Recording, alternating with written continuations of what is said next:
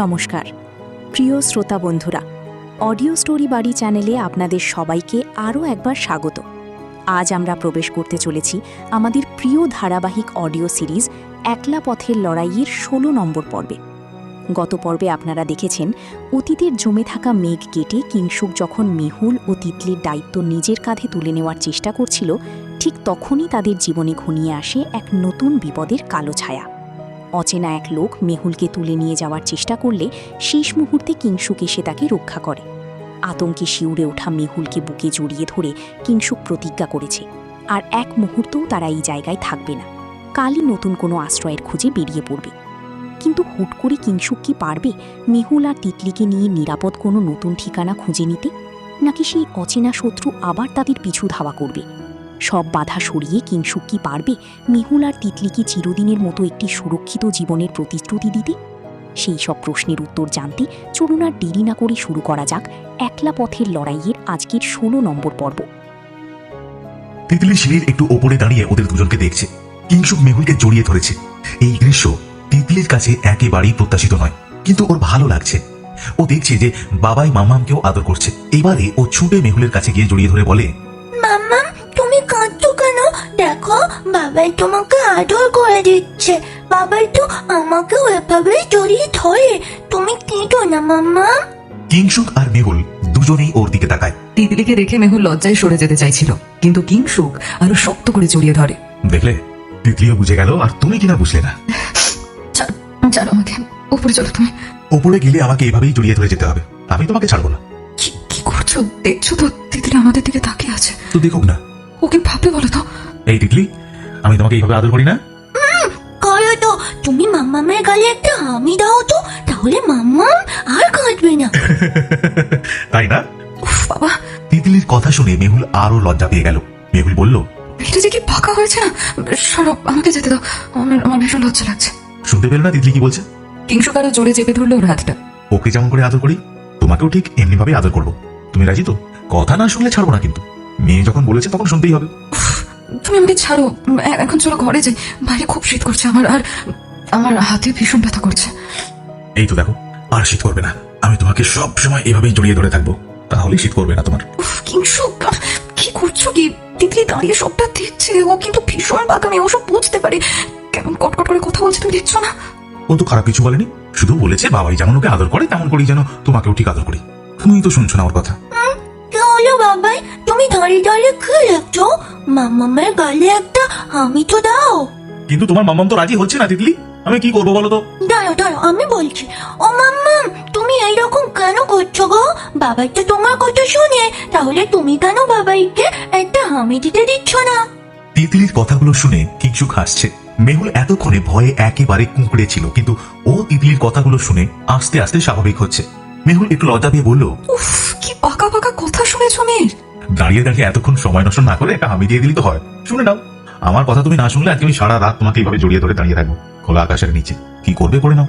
তোমরা বাবা মেয়ে তো মিলে না কি শুরু করেছো? কে জানে, আমাকে একটু বলবে তোমরা কি করতে চাও? কি করেছি আমরা? আচ্ছা আচ্ছা, ঠিক আছে, যা চাইছো করো, কিন্তু সামনে তিতলি আছে, কোনো অসভ্যতামি করবে না। কিংশুক হেসে ফেলে বলল, তিতলি না থাকলে অসভ্যতা করবো বলছো? মেহুল বেশ রেগে গেল। এরপরে কিংশুক ওর কপালে আলতো করে একটা চুমু খেয়ে নিল। একটু পরেই ঘরে এসে মেহুল চুপ করে বসে পড়লো। ও কিছুটা স্বাভাবিক হলেও পুরোটা হতে পারেনি। ওর বুকের কাঁপুনিটা কমছে না কিছুতেই। কিংশুক একটা গ্লাসে জল এনে খাইয়ে দিল, তারপরে বলল, এবারে বলো তুমি, মেহুল, রাজু তোমাকে ওইভাবে ধরে ফেললো কিভাবে? দরজা তো ভেতর থেকে বন্ধ ছিল, ও ঢুকলো কিভাবে? দরজা বন্ধই ছিল। আসলে দরজায় শব্দ শুনে আমি খুলে দিয়েছিলাম, ভেবেছিলাম তোমরা এসেছো। আমরা ভেবেই খুলে দিয়েছো? আর আমি যে ওই ওই করে বলে গেলাম আমি না ডাকা পর্যন্ত তুমি দরজা খুলবে না, তোমার সেটা মনে ছিল না? আমার মনে ছিল। আমি আসলে না, মানে তোমাদের চিন্তা একেবারে ডুবেছিলাম, তাই ভেবেছিলাম আর কেই বা আসবে, তাই খুলে দিয়েছিলাম। আর খুলতে দেখি রাজু দাঁড়িয়ে আছে। জানো, ওনার মদ খেয়ে এসেছিল, চোখগুলো লাল ছিল। আমি দরজাটা আমরা বন্ধ করতে গিয়েছিলাম, তখনই আমার হাতটা মুচড়ে দিল আর একটা হাতে মুখটা চেপে ধরল। তারপর? আমার না কাটো কুড়িয়ে উঠছিল, কিছুতেই বাধা দিতে পারছিলাম না, আর ওদিকে চিৎকার করতেও পারছি না। কি জোর ছেলেটার গায়ে, আমাকে টানতে টানতে নিচে নিয়ে যাচ্ছিল আর খুব খারাপ খারাপ কথা বলছিল। কি বলছিল? নিশ্চয়ই আমাকে নিয়ে খারাপ ইঙ্গিত করেছিল তো, যে ডাক্তারের সাথে। মেহুল দেখলো তিতলি ওদের ওখানে দাঁড়িয়ে কথাগুলো শুনছে, তাই মেহুল ইশারায় কিংশুককে থামতে বলল। কিংশুকও বুঝতে পেরে শুধু বলল, আচ্ছা, আমি কালকের মধ্যেই তোমাদের নিয়ে এখান থেকে চলে যাব। কিন্তু কোথায় যাবে? কোথায় যাবো জানি না, দরকার হলে কোনো হোটেলে গিয়ে উঠবো, কিন্তু এখানে আর নয়। আমার জন্য তুমি? দেখো মেহুল, সবসময় তোমাকে কেউ না কেউ অপমান করে যাবে, এটা আমি আর নিতে পারছি না। শোনো একটা কথা, আমাদের যত তাড়াতাড়ি সম্ভব রেজিস্ট্রিটা করে নিতে হবে, তারপর যা হবে দেখা যাবে। আমি আর তিতলি তোমার জীবনে এসে খুব অসুবিধা করে দিলাম বলো? কত নিশ্চিন্ত জীবন কাটাতে পারতে তুমি, তোমার ক্যারিয়ারে মন দিতে পারতে। সেসব না করে আজ তোমাকে কতগুলো টেনশন নিয়ে থাকতে হচ্ছে, তাও আবার শুধুমাত্র আমাদের জন্য। মেহুল প্লিজ, এসব কথাগুলো বলে বারবার আমাকে অপরাধী করে দিও না। তুমি আর তিতলি হঠাৎ করে আমার জীবনে কেন আসবে? তোমরা তো আমার জীবনের একটা অংশ, তোমাদের ছাড়া আর কাকে নিয়েই বা আমি থাকবো? এখন এসব কথা ছাড়ো, আমি যেটা বলছি শোনো। বলো, কবে রেজিস্ট্রিটা করবে? মামা, তিতলি হঠাৎ বলে ওঠে, রেজিস্ট্রি কি গো? এই তিতলি, তুই এসব এখন বুঝবি না। না তিতলি, তুমি আমার কাছে এসো, আমি বলছি। তিতলি কিংশুকের মুখের দিকে তাকিয়ে আছে। কিংশুক ওকে কাছে টেনে নিয়ে বলল, রেজিস্ট্রি মানে একটা আইনত স্বীকৃতি। তুমি তো এখন অনেক ছোট, তাই বড় হলে বুঝতে পারবে রেজিস্ট্রি হলে আমি আর তোমার মাম্মাম সারা জীবন একসাথে থাকতে পারবো, আর কেউ কখনো আমাকে তোমার মাম্মামের থেকে আলাদা করতে পারবে না। আচ্ছা, এসব কেন করতে হয়? দেখো, আমি আর তোমার মাম্মাম হলাম খুব ভালো বন্ধু, মানে একেবারে বেস্ট ফ্রেন্ড যাকে বলে, তাই না? তাই আমরা যেহেতু সারা জীবন একসাথে থাকতে চাই, এই জন্য রেজিস্ট্রি করে দুজন দুজনের কাছে প্রমিস করব যে কেউ কাউকে ছেড়ে থাকবো না। তিতলি খুব বেশি বুঝতে না পারলেও এই কনসেপ্টটা ওর ভালো লাগলো। তিতলি বলল, তোমরা এখন থেকে সব সময় একসাথে থাকবে?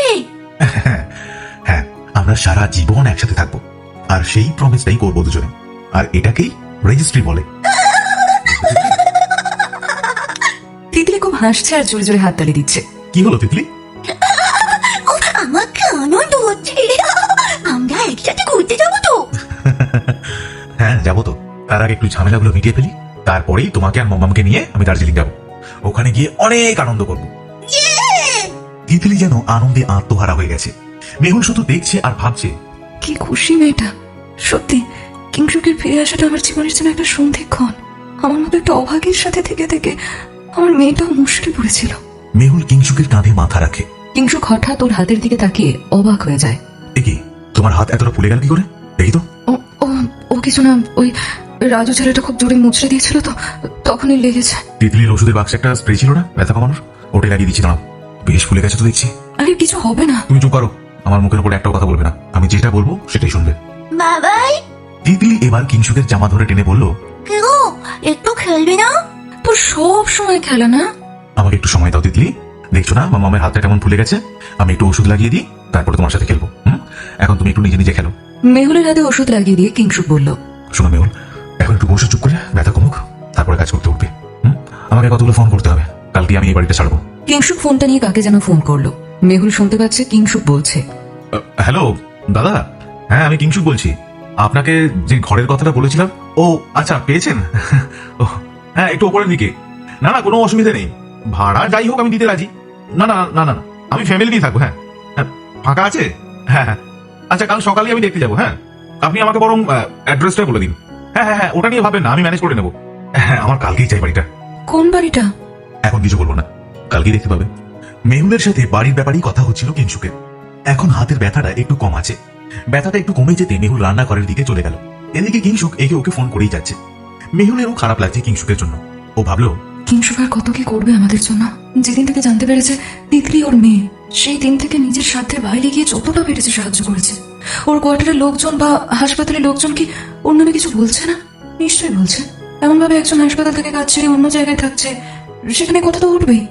তাও ও আমাদের জন্য কাউকে পাত্তা দিচ্ছে না, আমাদের জন্য ওর প্রফেশনাল লাইফটাও হ্যাম্পার হচ্ছে। কিন্তু আমার কি বা করার আছে? ও যদি না ফিরে আসতো আমার জীবনে, তাহলে আমাদের লাইফটাও ইনসিকিউর হয়ে পড়তো। আমি তো ভেবেছিলাম দিদিকে নিয়ে পুরো জীবনটা একাই কাটিয়ে দেবো, কিন্তু আজকের সমাজে দাঁড়িয়ে একজন সিঙ্গেল মাদার হয়ে বেঁচে থাকাটা সত্যি খুব কষ্টের। এমন যদি হতো আমি অনেক দূর পড়াশোনা শিখেছি, বিশাল কোনো পোস্টে চাকরি করছি, তাহলে হয়তো সবকিছু সামলে নিতে পারতাম। কিন্তু এই সামান্য শিক্ষাগত যোগ্যতায় এই একটা মেয়েকে নিজের পায়ে দাঁড় করানো সত্যি আমার পক্ষে বেশ ডিফিকাল্ট হয়ে যাচ্ছে। প্রেসার কুকারের আওয়াজে মেহুলের চিন্তাটা ভেঙে যায়। ও আবার ধীরে ধীরে কাজগুলো করতে থাকে, কিন্তু কোথাও যেন একটা অন্যমনস্কতা আছে ওর মধ্যে। এদিকে কিংশুকও একে ওকে ফোন করছিল। তিতলি ওর কোলে উঠে বসে রয়েছে, মাঝে মাঝে জিজ্ঞেস করছে কখন খেলবে বলে তো আমার সাথে? কিংসুক আজকে একটু ব্যস্ত, তাই খেলতে পারেনি। কিন্তু মেয়েকে কোল থেকে কোথাও নামতে দেয়নি। তিতলি আবার বলল, কি গো, তুমি কাকে এত ফোন করছো? এখনো ফোন করা শেষ হলো না তোমার? একটু দাঁড়াও মা। আমার সাথে খেলবে কখন? আমি তো সেই কখন থেকে একা একা খেলছি। খেলবো খেলবো, আমাকে আর একটু সময় দাও। এই যে কাজগুলো সেরে ফেলে তারপরে আমি আর মাম্মাম দুজনেই তোমার সাথে খেলবো। এবারে কিংসুক একটু জোরে ডাক দিয়ে বলল। এই মেহুল, তুই তখন থেকে রান্না করে কি কাজ করছিস? একবার এদিকে আয় তো। ডাক দেওয়া সত্ত্বেও মেহুল এলো না। কিংসুক ভাবলো, মেয়েটা যে কি করছে, নিশ্চয়ই একা দাঁড়িয়ে দাঁড়িয়ে আবল তাবল অনেক কিছু ভেবে যাচ্ছে। আমি গিয়ে দেখি তো একবার। বাবাই, কিংসুক তিতলিকে কোল থেকে নামিয়ে দিতেই ও বলে ওঠে, কোথায় যাচ্ছ তুমি? একটু বসো তো তিতলি, আমি একটু গিয়ে দেখি তোমার মামাম কি করছেন। ঠিক আছে, কিন্তু তাড়াতাড়ি এসো, আমরা খেলবো তো। এই তো আসছি তো। কিংসুক রান্নাঘরে এসে দেখলো মেহুল রান্না চাপিয়ে টেবিলটার কাছটায় হেলান দিয়ে অন্যমনস্কভাবে দাঁড়িয়ে আছে। কিংসুক যেটা ভেবেছিল ঠিক সেটাই হচ্ছে। ও ডাকলো, এই মেহুল। হ্যাঁ? মেহুল চমকে উঠলো, তারপর বলল, ও তুমি? তুই এইভাবে চমকে উঠলি না? ইয়ে তো ভাবছিস মন দিয়ে? কই, না না, কিচ্ছু ভাবিনি তো। তুমি কি একবার চা খাবে? বানিয়ে দেবো? চা? না, অনেকক্ষণ থেকে ফোন করছো তো, মানে গলা শুকিয়ে গেছে নিশ্চয়ই। মানে দাঁড়াও না, এক কাপ চা বানিয়ে দিচ্ছি আমি তোমাকে। শোন, তোকে আমার জন্য ব্যস্ত হতে হবে না। আগে তুই বলতো এখানে দাঁড়িয়ে কি ভাবছিস? আবার কোনো মন খারাপের কথা ভাবছিস তো? না না, মেহুল নিজের ফিলিংস গুলো লুকোনোর চেষ্টা করে বলল, সেরকম কিছু নয়। তুমি বানিয়ে দেবো চা? তুই এদিকে আয়, আমার কাছে আয়। তোর সাথে অনেকগুলো ইম্পর্টেন্ট কথা আছে আমার। আমি বলছি কি, তুমি এখন খেয়ে নাও। রান্না তো হয়ে গেছে। তিতলিও সেই দুপুরে একটু ভাত খেয়েছিল।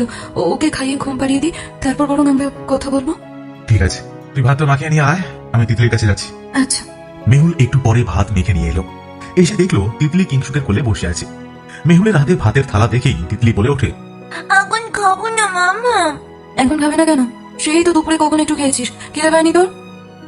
এখন একটু খেলবো। না, সন্ধ্যা থেকে এত খেলছিস তুই, তবুও তোর খেলার শখ মিটছে না। এখন ওসবগুলো তুলে রাখ, খেয়ে নে চুপচাপ, তারপর একটু ঘুমিয়ে পড়বি। না, আমি এখন খাবো না, ঘুমবো না। বাবাই আমার সাথে খেলবে বলেছে, গল্প শোনাবে বলেছে, আর তোমরা তো কিছুই করছো না। তিতলি, আহ মেহুল, দাঁড়াও। আচ্ছা তিতলি, তোমাকে কে বলেছে আমি গল্প শোনাবো না? আজকে সারা রাত ধরে গল্প শোনাবো, আর সেই জন্যই তো তাড়াতাড়ি খেয়ে নিতে বলছি। তুমি খেয়ে নাও। তিতলি বুঝতে পারলো না কিংসুক কি বললো। ও তাকিয়ে রইলো, তারপর বলল, খেলবো না আমরা? খেলবো তো। কিংসুক মেহুলকে ইশারা করে বলল তিতলির মুখে খাবারটা দিয়ে দেওয়ার জন্য। কিংসুক তিতলির সাথেই কথা বলছে। কিংসুক বলল, আসলে কাল না সকালবেলা আমরা তিনজনে একটা জায়গায় যাব, তাই আজ তাড়াতাড়ি খেয়ে শুয়ে পড়তে হবে। আমরা কোথায় যাবো? ঘুরতে? হ্যাঁ, ঘুরতে যাবো তো। এখন খেয়ে নে, খেয়ে নে, খেয়ে নে, খেয়ে নে। কথাটা বলি তিতলির মুখের মধ্যে খাবার দিয়ে দিল। তিতলি কিছু একটা বলতে যাচ্ছিল, কিংসুক বাধা দিল। তিতলি, খেতে খেতে কথা বলতে নেই, গলায় খাবার আটকে যাবে তো। কাল কোথায় যাবো আগে বলো, সেখানে তোকে দেখবো। উফ, এর প্রশ্নের উত্তর দিতে দিতে না আমি পাগল হয়ে যাবো। তিতলি চুপ কর, যেখানে নিয়ে যাবো সেখানেই যাবি। আচ্ছা মেহুল শোনো, কাল সকালে 9টা নাগাদ আমরা বেরোবো। একটা বাড়ির খোঁজ পেয়েছি, আমি বলেছি কাল সকালে দেখে আসবো। যদি পছন্দ হয়ে যায় তাহলে বিকেলের মধ্যে শিফট করছি। কিন্তু এত তাড়াতাড়ি সবকিছু অ্যারেঞ্জ করতে পারবে কি করে? পারতে হবে। দেখলে না ওই রাজু ছেলেটা কেমন ওত পেতে রয়েছে। আজকে পারেনি, কিন্তু আবার কোনোদিন অ্যাটেম্প্ট নেবে না, কে জানে। না না, আমি এত রিস্ক নিয়ে এখানে থাকতে পারবো না। আচ্ছা, তুমি যে বলেছিলে নয়নার মাসি মিশুকে ফোন করবে? হ্যাঁ, একটু আগেই করেছিলাম। তুমি তখন ফোনে কথা বলছিলে। ওনারা তো শুনে অবাক। আমাকে বলছিলেন আরো 2-4 দিন অপেক্ষা করতে। রাজুর বাবার সাথে ওনারা একবার কথা বলবেন। সে উনি একবার কেন, 100 বার কথা বলো, কিন্তু আমি ওনার কথা বলা পর্যন্ত অপেক্ষা করতে পারবো না। মাম্মাম, তিতলি শুনছিল ওদের কথা, ও রাগ হলো। ও এবার রেগে বলে উঠলো, বাই, তোমরা তো শুধু নিজেরাই কথা বলে যাচ্ছ। তোমরা কেউ আমার সাথে কথা বলছো না কেন? আমি আর খাবাই না। কই মা, এই তো তোমার সাথেও কথা বলবো। আসলে তুমি খাচ্ছ বলেই আমরা বেশি কথা বলিনি। এই মেহুল, যাও তাড়াতাড়ি এগুলো রেখে এসো, এবারে আমরা তিনজনে একসাথে খেলবো। কি খেলবে? তাহলে ঘুমোবে কখন? তুমি যাও, আমরা খেলবো। উফ মাগো। কিংসুক মেহুলকে ইশারা করে বলল ও ঠিক ঘুম পাড়িয়ে দেবে। মেহুল এবারে বলল, কিন্তু তুমি খাবে না? এসো খেয়ে নাও। ও ঘুমিয়ে যাক, তারপরে আসছি। মেহুল বুঝতে পারছে না এত তাড়াতাড়ি কিভাবে কিংসুক ঘুম পাড়াবে ওকে। কিংসুক একটা চাদর নিয়ে তিতলির গায়ে জড়িয়ে বারান্দার দিকে নিয়ে গেল। তিতলি কিংসুকের কাঁধে মাথা দিয়ে রেখেছে। কিংসুক বারান্দায় হাঁটতে হাঁটতে বলল, আমরা একটু বাইরে ঘুরে নিই, আজকে বেশি ঠান্ডা নেই। আজকে সব স্টার গুলো দেখা যাচ্ছে, আকাশটা কত সুন্দর লাগছে তাই না? আমার তার খুব ভালো লাগে। ও ওই যে দূরে একটা পাহাড়ের মাথা দেখতে পাচ্ছ, ওই দেখো। হ্যাঁ। আমরা তিনজনে একদিন ওখানে বেড়াতে যাব। সারাদিনে অনেক ঘুরে বেড়াবো, গল্প করব, তুমি যেটা খেতে ভালোবাসো সেটাই খাবো। আর ওই পাহাড়ের নিচে একটা নদী আছে, আমি আর তুমি একসাথে হাঁটবো, ঠিক আছে? তিতলি আর কোনো উত্তর দিচ্ছে না। আসলে খেয়ে নেওয়ার পরেই তিতলির ঘুম ঘুম পাচ্ছে। তারপরে কিংশুক ওকে জড়িয়ে নিয়ে ঘুরছে, মাথায় হাত বুলিয়ে দিচ্ছে, আরও তাতে যেন চোখ জড়িয়ে আসছে ঘুমে। তাই কিংশুকের শেষের কথাগুলো শুনলো না, তার আগেই ঘুমিয়ে পড়েছে। কিংশুক জানতো ঘুমিয়ে যাবে, ওকে নিয়ে আস্তে আস্তে ঘরে চলে আসে। মেহুল ওদের দেখেই বলল, ঘুমিয়ে পড়েছে। হুম। কিংশুক তিতলিকে বিছানায় শুইয়ে দেয়, মেহুলও ওর গায়ে একটা চাদর ঢাকা দিয়ে দেয়। ওরা আস্তে আস্তে ঘর থেকে বেরিয়ে এলো। বেরিয়ে কিংশুক বলল, মেহুল চলো, অনেক কথা আছে তোমার সাথে। আচ্ছা তুমি কি ম্যাজিক জানো কিংশুক? হ্যাঁ, তিতলিকে এত তাড়াতাড়ি ঘুম পাড়িয়ে দিলে কিভাবে তুমি? হ্যাঁ, ম্যাজিক জানি। আচ্ছা একটা কথা হ্যাঁ, কি বলো? শোনো, কাল সবচেয়ে যেটা ইম্পর্টেন্ট কাজ সেটা হলো ওখানে গিয়ে আমরা নিজেদের হাজবেন্ড ওয়াইফ বলেই পরিচয় দেবো। তাই তোমাকে কিন্তু সিঁদুর পড়তে হবে। সিঁদুর? কিংশুকের কথা শুনে মেহুল বেশ অবাকই হয়েছে। বিবাহিত, সিঁদুর? ওর মাথাতে এসব কিছুই যেন ঢুকছে না। ও কিছুক্ষণ চুপ করে রইল। ওকে চুপ করে থাকতে দেখে কিংশুক বলল, কি হলো, চুপ করে গেলে কেন? সিঁদুর পড়বে না? তুমি এসব কি বলছো কিংশুক? আমি সিঁদুর পরে যাবো মানে? হ্যাঁ, না হলে কি বলবো ওদের? বলতে হবে তো বিবাহিত। আমি একা একা সিঁদুর পরে ফেলবো? আরে না না, তুমি একা কেন সিঁদুর পড়বে? তাহলে? আমি পরিয়ে দেবো। মেহুলের কথাটি ঠিক পছন্দ হলো না। আসলে এইভাবে বাড়িতে সিঁদুর পরিয়ে দেওয়ার ব্যাপারটা ও মন থেকে মেনে নিতে পারলো না। কিছু না বলে চুপ করে রইল। কিংশুক বলল, তোমার খারাপ লাগছে তাই না? কি করা যায় বলো তো? আসলে যাকে আমি বাড়ি ভাড়াটা খুঁজতে বলেছিলাম তাকে বলেছি ফ্যামিলি নিয়ে থাকবো, মানে আমার স্ত্রী আর মেয়ে আছে এটাই বলেছি। কিন্তু ওখানে যখন বাড়িটা দেখতে যাব তখন যদি দেখে তোমার হাতে বা সিঁথিতে কিছুই নেই, তখন কি হবে ভাবছি। তার চেয়ে আমরা আর কয়েকটা দিন এখানেই থেকে যাই না, তারপরে না হয়ে যায়। না না মেহুল, তুমি বুঝতে পারছো না। এখানে আর কটা দিন থাকলে কি হয়ে যাবে? না না না না, এখানে তোমাদের নিয়ে থাকাটা রিস্কি হয়ে যাবে। আজকে তোমার উপরে অ্যাটাক করেছে, আমি চলে এসেছি, কিন্তু এরপরে রাতের অন্ধকারে যদি আরো বেশি লোকজন নিয়ে আসি কি করব? বা যদি তিতলির কোনো ক্ষতি করে দেয়? আমি জোর গলায় বলেছি তুমি আমার ওয়াইফ, তো সেটার প্রমাণ রাখতে হবে তো। এত তাড়াতাড়ি রেজিস্ট্রি হবে না, আগে নোটিশ দিতে হবে। দেখো অন্তত 15 দিন তো লাগবেই। আর কি করবো বলো? মেহুল চুপ করে থাকে। ওর মাথাতেও কিচ্ছু আসছে না। এরপর দুজনেই কিছুক্ষণ চুপচাপ বসে থাকে। তারপর নীরবতা ভেঙে মেহুল বলল, আচ্ছা বলছি, মন্দিরে বিয়ে করবে? মন্দির? হ্যাঁ, মন্দিরে করবে। ইয়েস ইয়েস, এটা তো করাই যায়। তুমি বলো এখানে মন্দির কোথায় আছে? আছে, তবে একটু নিচের দিকে যেতে হবে। হ্যাঁ চলো চলো, আমার অসুবিধা নেই। কিন্তু আবার কি এত কিন্তু কিন্তু করছো কেন? না মানে ওই মন্দিরে বিয়ে হয় কিনা আমার জানা নেই। হয় হয়, মন্দির থাকবে আর বিয়ে হবে না? না হলে ওই ঠাকুর মশাইকে দিয়ে কিভাবে বিয়ে করিয়ে নিতে হয় সেটা আমার ভালো করেই জানা আছে। তুমি ঠিক বলেছো, আমরা বরং মন্দিরেই বিয়ে করবো। রেজিস্ট্রি বিয়ের জন্য একটু সময় চাই, আগে আমরা শিফট করে যাই, তারপরে যা ভাবার ভাববো। শোনো, মেহুলের মাথায় ঢুকছিল না। ও বলল, একসাথে এতগুলো কাজ হবে কি? কেন হবে না? কালই বিয়ে করব, আবার শিফটও করব, মানে আমরা পারবো তো? আমি তো আছি, আমি সব ঠিক করে নেব। শুধু তুমিই বলো তুমি খুশি কিনা। মেহুল একটু হেসে বলল, আমার চিন্তা হচ্ছে আমরা সব ঠিক মতো গুছিয়ে নিতে পারবো তো? আবার তুমি সেই চিন্তা করছো? কি ভাবো কি তোমার কিংশুকে? বাবার আদুপুতু ছেলে, আমি কি ম্যানেজ করতে পারবো না? ঠিক আছে, তুমি সব ম্যানেজ করে নিও। এই তো ভালো মেয়ের মতো কথা। এবার চলো তো, খাবে এসো, সব ঠান্ডা হয়ে গেল। হ্যাঁ চলো। খাওয়ার পরে দুজনে আবারও অন্য ঘরটায় গিয়ে বসলো। কিংশুক ভুরু কুঁচকে বসে কি সব যেন ভেবে যাচ্ছে। মেহুল ওর কাছে গিয়ে বলল, কি গো, শোবে না? হ্যাঁ শোবো তো। তুমি কি চিন্তা করছো বলো তো? এই তোমার শাড়ি আছে? আছে, তবে খুব বেশি নয়, ওই 2-3টে মতো। আমি তো শাড়ি পরি না তেমন, বেশিরভাগ সময় চুড়িদার পরি। গত বছর পুজোতে নয়না একটা শাড়ি দিয়েছিল, সেটা পরা হয়নি। আর ওদিকে ওর মাসি 1 বছর শাড়ি কিনে পাঠিয়েছিল, সেটা অবশ্য পরেছি। কিন্তু কেন গো, শাড়ি দিয়ে কি হবে? কাল তাহলে তুমি একটা শাড়ি পরবে। মেহুল চুপচাপ ওর পাশে বসলো। কিংশুক এক হাতে গলা জড়িয়ে ধরে বলল, কি মন খারাপ বুঝি? না, 12-এর সরস্বতী পুজোর কথা মনে আছে তোমার? হ্যাঁ মনে আছে ভালো মতো। ওই দিনগুলোর প্রতিটা দৃশ্য আমার চোখে ভাসে। ওইগুলো নিয়েই তো বেঁচেছিলাম এতদিন। তুই একটা হলুদ সবুজ রঙের শাড়ি পরেছিলি, চুলগুলো সেদিন খোলা ছিল। এই, তোর মনে আছে তুই কোথা থেকে একটা ফুল নিয়ে এসে আমার খোপায় গুঁজে দিয়েছিলি? হ্যাঁ, কাঠ গোলাপ। সে সময় কি সুন্দর লাগছিল তোকে। জানিস, তুই যখন কাছে ছিলিস না তখনও আমি চোখ বন্ধ করলেই তোর ওই মুখটা দেখতে পেতাম। আর দিল্লিতে কোনো মেয়েকে ভালো লাগেনি তোর? একটা কথা বললে বিশ্বাস করবি? কি কথা? জানিস তো মেহুল, দিল্লিতে এত মেয়ে দেখেছি, সবাই হাইফাই ফ্যামিলির মেয়ে, কিন্তু একজনকেও চোখে লাগেনি। সবাই কেমন জানি ফেক, আর্টিফিশিয়াল মনে হতো। কলেজে বিভিন্ন সময়ে মেয়েরা শাড়ি পরতো, কিন্তু তাদের সবকিছুই মেকি, লোক দেখানো ছিল। কারণ মুখেই আমি আমার মেহুলের মতো এতটা মিষ্টি মুখ খুঁজে পাইনি। এখন দেখতে খুব বাজে হয়ে গেছি, তাই না? আমি মানে মাঝে মাঝে যখন আয়নার দিকে তাকাই নিজেরই খারাপ লাগে। আসলে আমি কথা বলতে বলতে মেহুলের গলাটা ধরে আসে। কিংসুক ওকে টেনে নিয়ে নিজের হাতের উপরে শুইয়ে দেয়।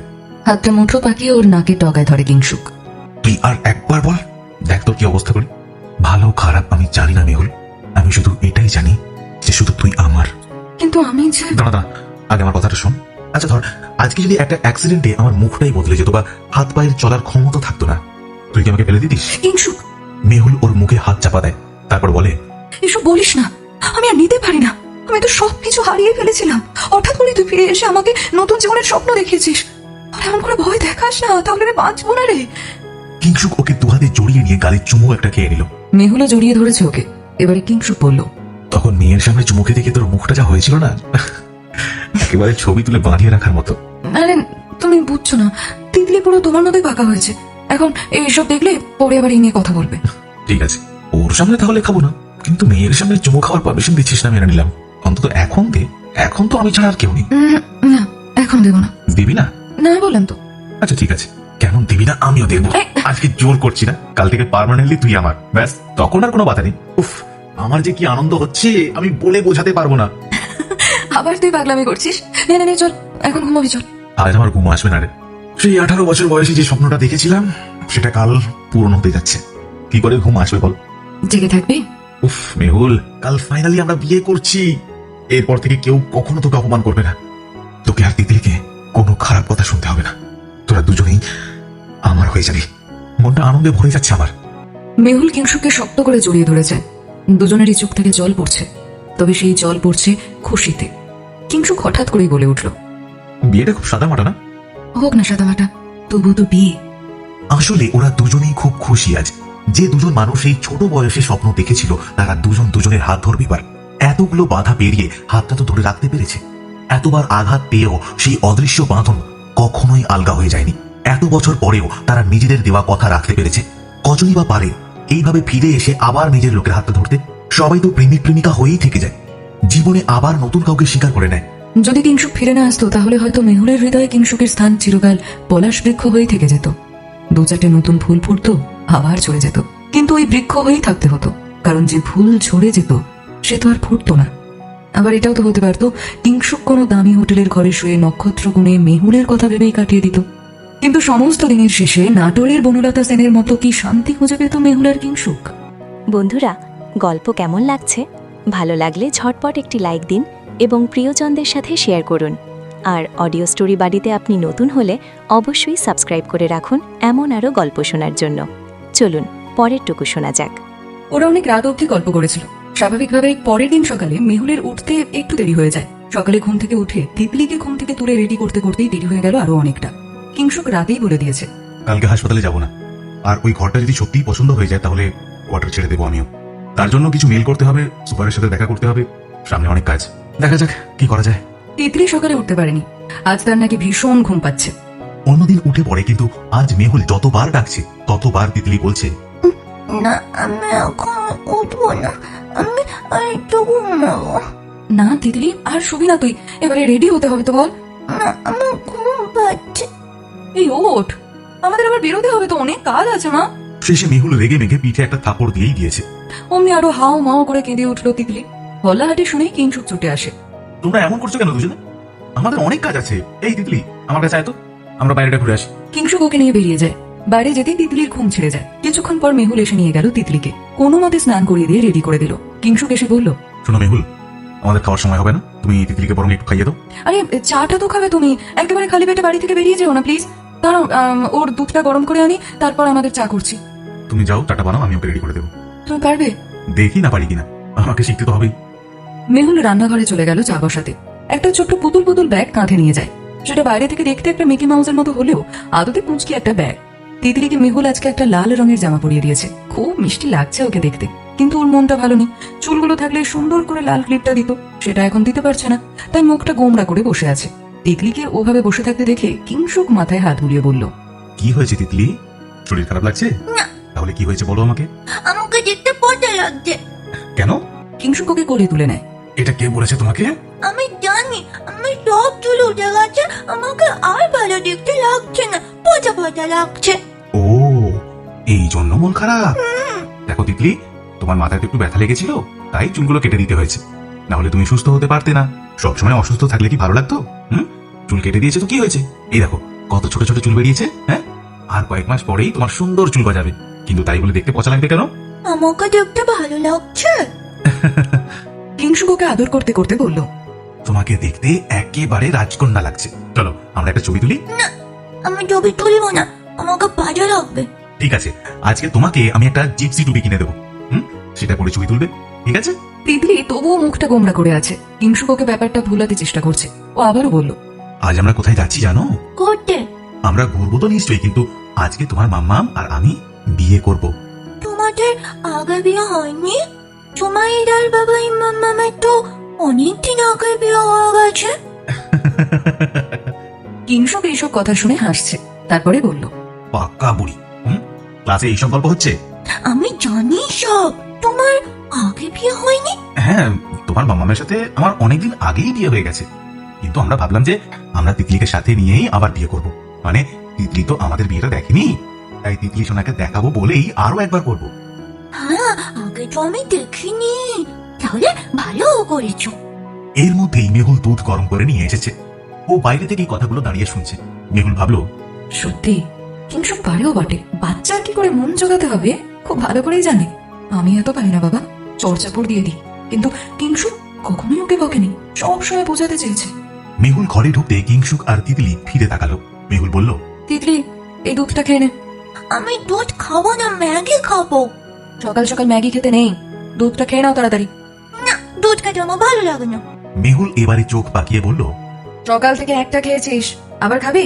দুধটা খাবি না কেন? আমার ভালো লাগে না। এমন বলতে নেই, আমরা কতগুলো কাজ করছি দেখেছিস? একটু কথা শুনবি তা না, জেদ করেই যাচ্ছিস। আজকে তুই যদি দুধ না খাস, তোকে আমি তালা বন্ধ করে রেখে দিয়ে যাবো। দাঁড়াও দাঁড়াও, কাউকে কিচ্ছু করতে হবে না। দুধের গ্লাসটা আমাকে দাও। তুমি যাও, রেডি হয়ে এসো, আমি খাইয়ে দেবো। 9টার মধ্যে বেরোতে না পারলে অনেক অসুবিধা হয়ে যাবে। তিতলি, আমি যদি ওই ঘর থেকে শুনতে পেয়েছি যে তুই বায়না করেছিস, ওই স্কেলটা কিন্তু আমি তোর পিঠে ভাঙবো। দেখো না বাবা, মাম্মা শুধু বকে আমাকে।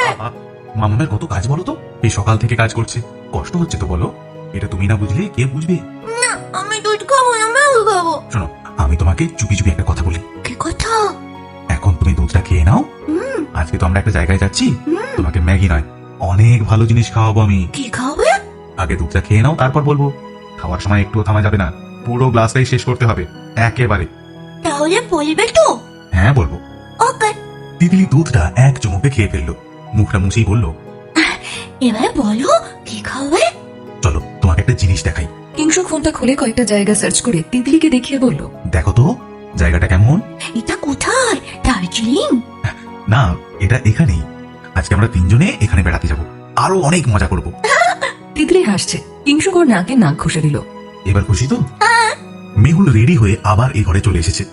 ওদের দুজনকে গল্প করতে দেখেই বলল, কি গো, হলো তোমাদের? এই তিতলি, দুধটা খেয়েছিস? দুজনেই একসাথে ঘাড় ঘুরিয়ে মেহুলকে দেখে থেমে গেল।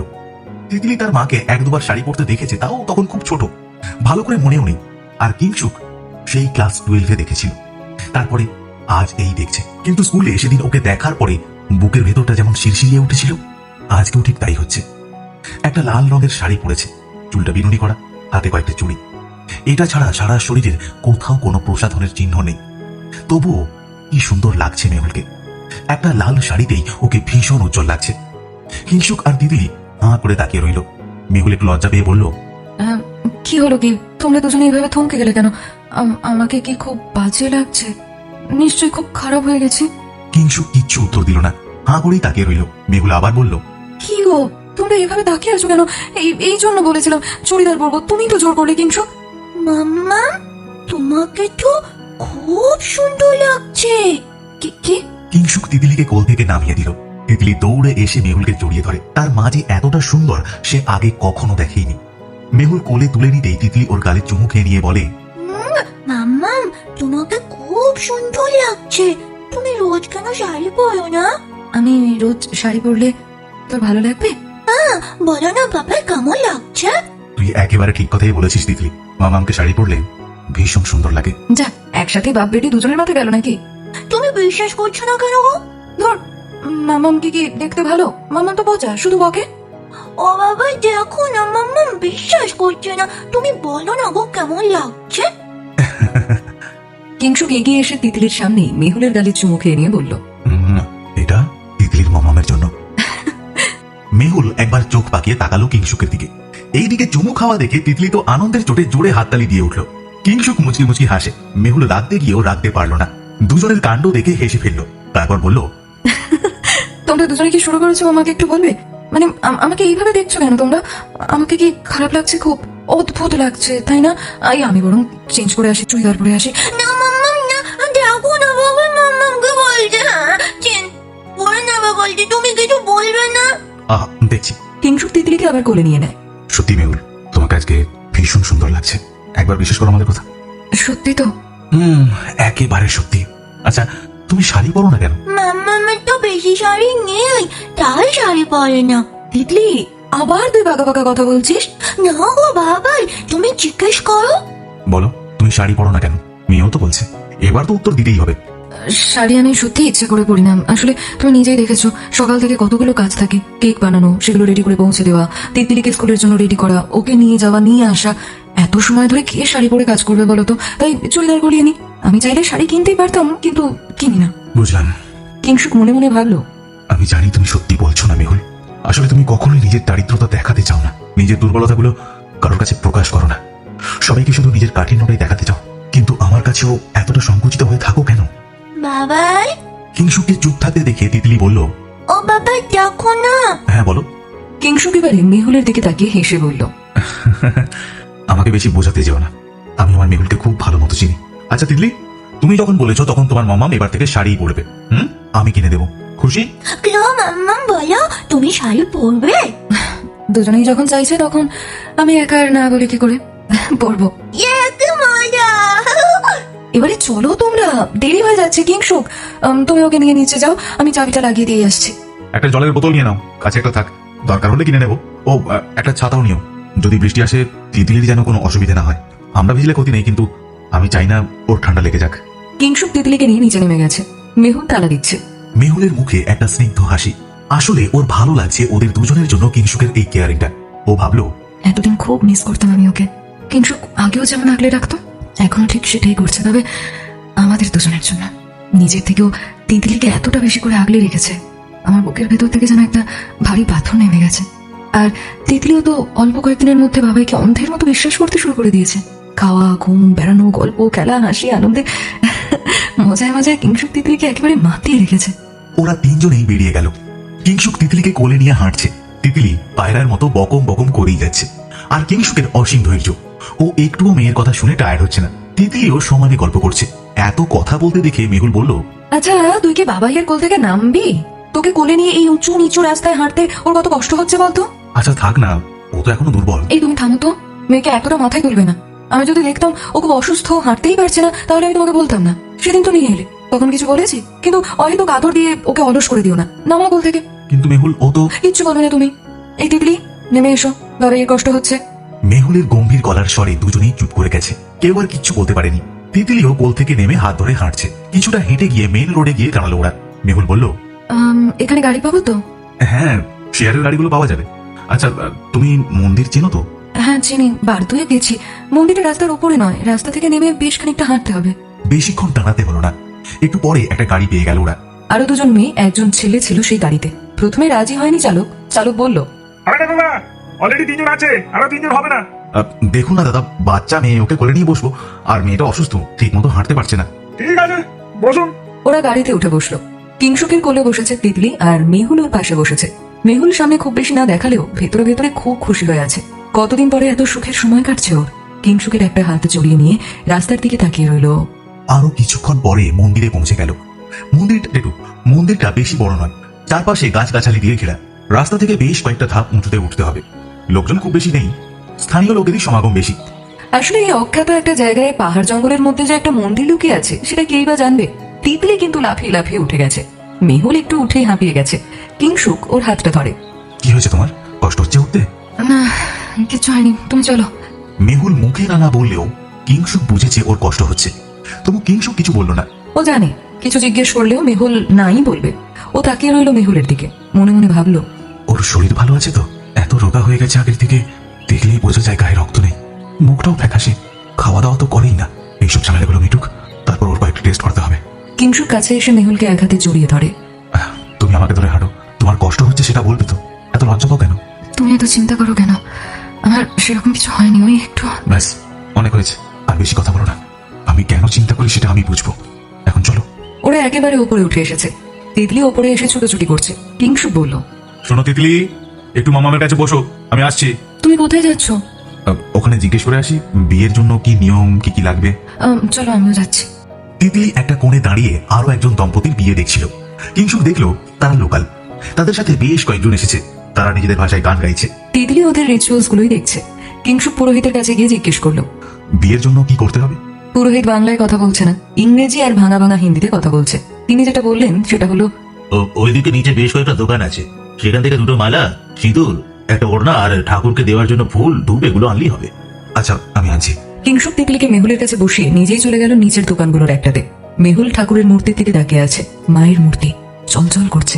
যেদিন কিংশুক ওর জীবন থেকে হারিয়ে গেছিল, খুব কষ্ট হয়েছিল ওর। এত অপমান যন্ত্রণা সহ্য করতে হয়েছে যে ভগবানের ওপর থেকে বিশ্বাস উঠে গেছিল। মেহুল এক দৃষ্টে তাকিয়ে আছে আর ভাবছে, ভগবান, আমাকে ক্ষমা করো। সেদিন আমি তোমাকে অনেক দোষারোপ করেছিলাম, বারবার বলেছিলাম কি এমন দোষ করেছি আমি যে তুমি আমাকে এত বড় শাস্তি দিলে। কিন্তু দেখো, আজকে আবারও সেই তোমার সামনেই এসে দাঁড়িয়েছে আমি আর কিংশুক। সারা জীবনের মতো কাঠছড়া বাঁধতে চলেছি। সবকিছু ভালোই ভালোই মিটবে তো ঠাকুর। আনন্দে মেহুলের চোখে জল এসে যায়। আজকের পর থেকে কিংশুক শুধুই তার। কিংশুক ফিরে এসে দেখছে মেহুল মায়ের মূর্তির দিকে তাকিয়ে আছে। কিংশুক বলল, এই যে ম্যাডাম, কি ভাবছেন?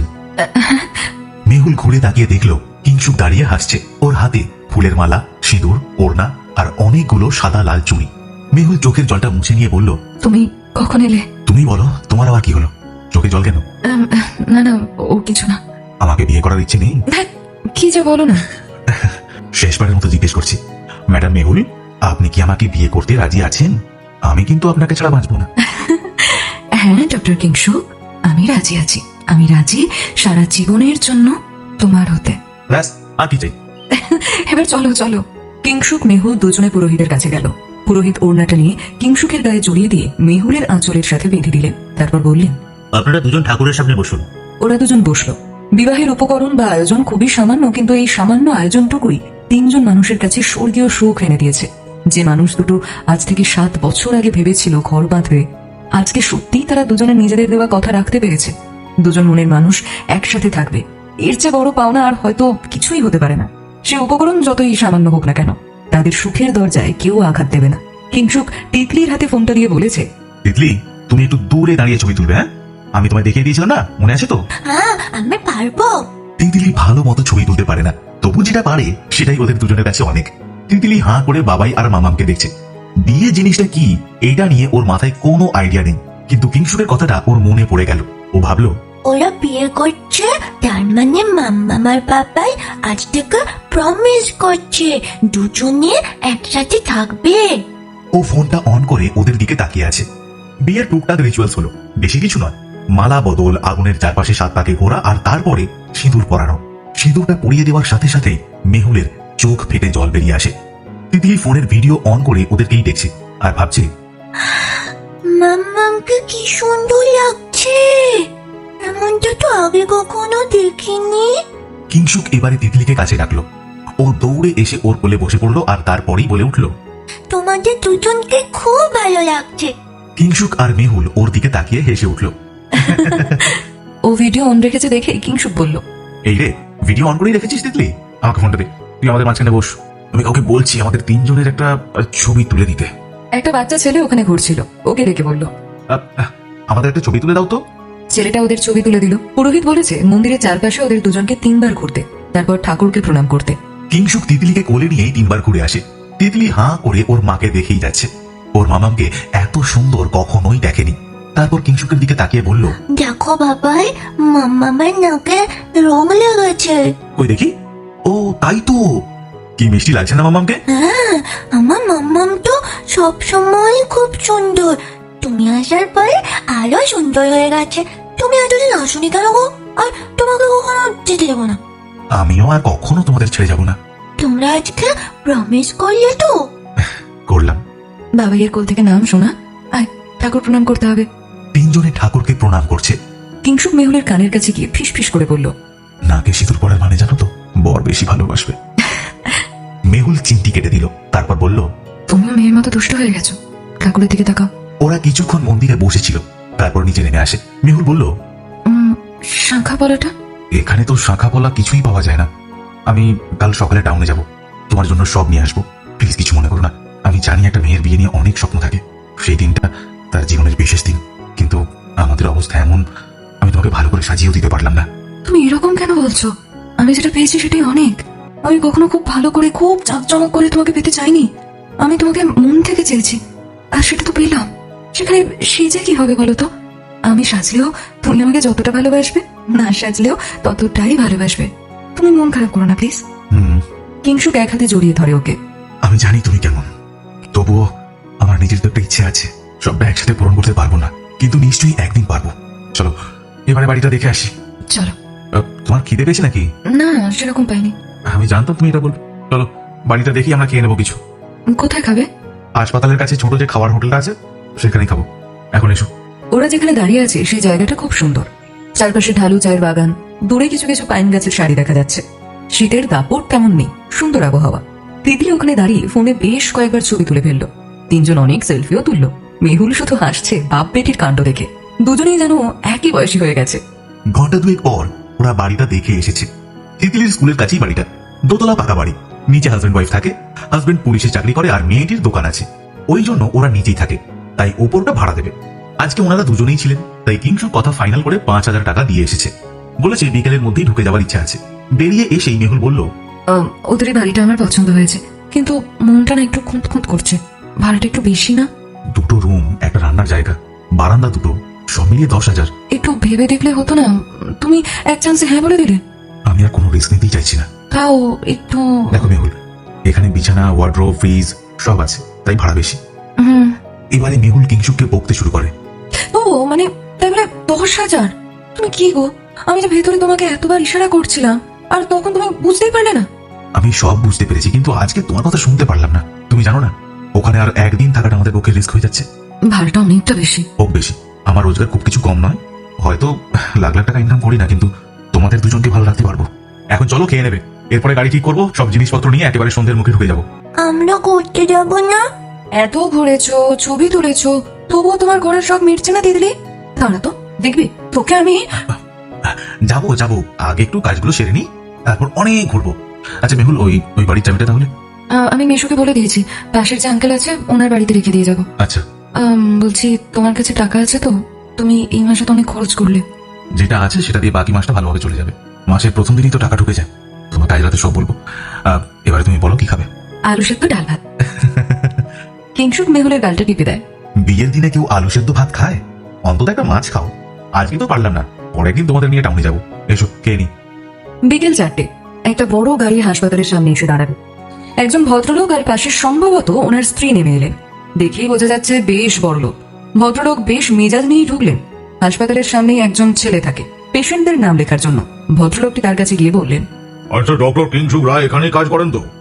ভদ্রলোক এতটা মেজাজ দেখিয়ে বলছেন যে ওখানে বসে থাকা ছেলেটি ঘাবড়ে যায়। আঙুল দেখিয়ে বলল, আপনি ওদের অফিসে গিয়ে একবার খোঁজ করুন, এখানে শুধু পেশেন্টদের নাম লেখা থাকে। ভদ্রলোক আর ওনার স্ত্রী হাসপাতালের মেইন বিল্ডিং এর মধ্যে চলে এলেন। গ্রাউন্ড ফ্লোরের এক পাশে অফিস, সেখানে যেসব পেশেন্টরা অ্যাডমিট থাকে তাদের ডিটেলস নেওয়া হয়। এখানে একটা ছেলে বসে আছে, উনি গিয়ে জিজ্ঞেস করলেন, এক্সকিউজ মি, ডক্টর কিংশুক রায়কে একবার ডেকে দিতে পারবেন? ছেলেটি অবাক হয়ে মাথা থেকে পা পর্যন্ত দেখছে দুজনকে। কিছুক্ষণ দেখে নিয়ে তারপর বলল, উনি আজকে আসেননি হাসপাতালে, সকালেই মেল করে জানিয়ে দিয়েছেন আজকে আসতে পারবেন না। কেন আসেননি জানেন? উনি কেন আসতে পারবেন না সেটা আমরা কি করে বলবো?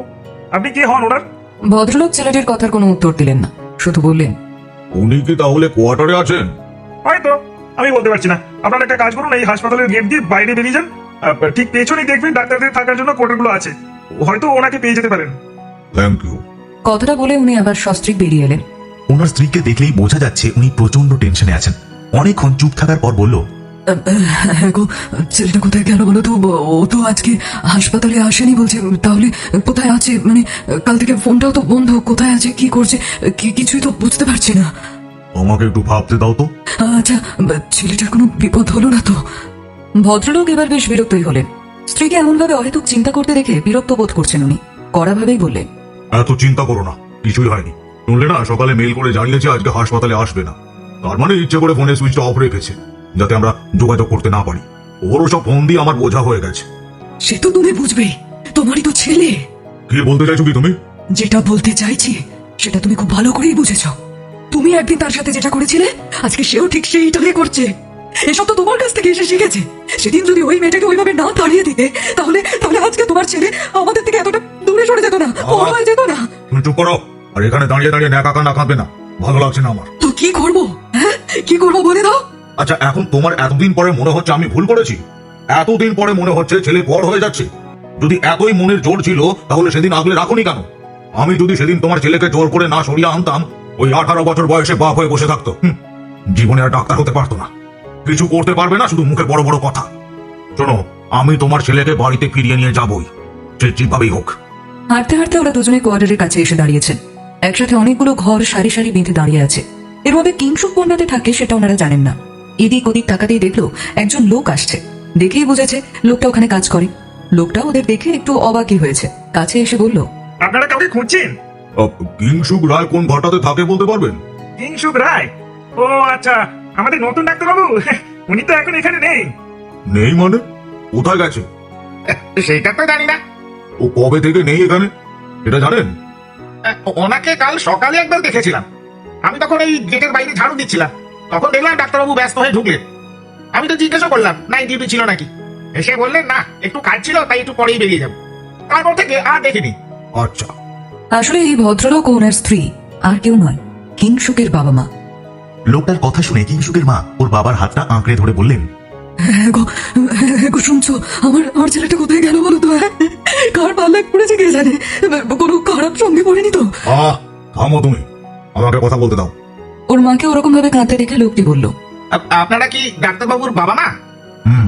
শুনুন, উনি কোথায় গেছেন কিছু জানেন? না, তবে কয়েকদিন ধরে উনি একটা বাচ্চা মেয়েটি নিয়ে ছোটাছুটি করছিলেন। বাচ্চা মেয়ে? সেটা কি? তার বাচ্চা? এখানকারই কোন একটা মেয়ে হবে, ওই দিকের স্কুলে পড়ে। নতুন ডাক্তারের সাথে অনেকবার দেখেছি, কোয়ার্টারে আসতো। কিছুদিন আগেই মেয়েটার অ্যাক্সিডেন্ট হয়েছিল। ও, সে সময় ডাক্তারবাবু তো একেবারে পাগলের মতো অবস্থা, নামা খাওয়া নেই, শুধু তাকে নিয়ে নার্সিং হোমে বসে রইল। বাচ্চাটা এখন অবশ্য কেমন আছে জানি না, কারণ অ্যাক্সিডেন্টের পর মেয়েটার আসেনি। আচ্ছা, বাচ্চাটার বাড়ি কোথায় জানেন? না, বাচ্চাটাকে তার মায়ের সাথে স্কুলে যেতে দেখেছি শুধু। ওর বাবা এবারে একটু গলাটা নামিয়ে বলল, আচ্ছা, ওই মেয়েটির মা কি এখানে আসতো? কথাটা শুনে লোকটা চুপ করে গেল। বাচ্চাটাকে নিয়ে কিংসুকের বাড়াবাড়ি সবাই লক্ষ্য করেছে, এবং সেই দিন অ্যাক্সিডেন্টের আগে দুজনের কথা কাটাকাটি কিংবা রাতে মেহুলের এখানে থেকে যাওয়া কারণ না কারণ নজরে পড়েছে। একজন ব্যাচেলার ডাক্তারের সাথে মেহুলের কথা বলা, মেলামেশা, এগুলো মুখরোচক খবরই তো বটে। সবার কানেই কম বেশি কথাগুলো এসেছে। আড়ালে অনেক কথা বললেও কিংসুকের মুখের সামনে কেউ কিচ্ছু বলেনি। লোকটা ইতস্তত করছে দেখে ওর বাবা পার্স থেকে কর করে 500 টাকার নোট বের করলেন। দেখেই বোঝা যাচ্ছে লোকটা খুবই গরিব। সারা মাস কাজ করেও 1000-3000 পায় কিনা সন্দেহ, তাই একেবারে 500 টাকা দেখে চোখটা চকচক করে ওঠে লোকটার। 500 টাকার নোটটা দেখে একবার তাকায় কিংসুকের বাবার দিকে। তারপর কিংসুকের বাবা বলে ওঠে, এটা নাও, এরপর আমি যা যা জিজ্ঞেস করছি সেটা বললে আরো পাবে।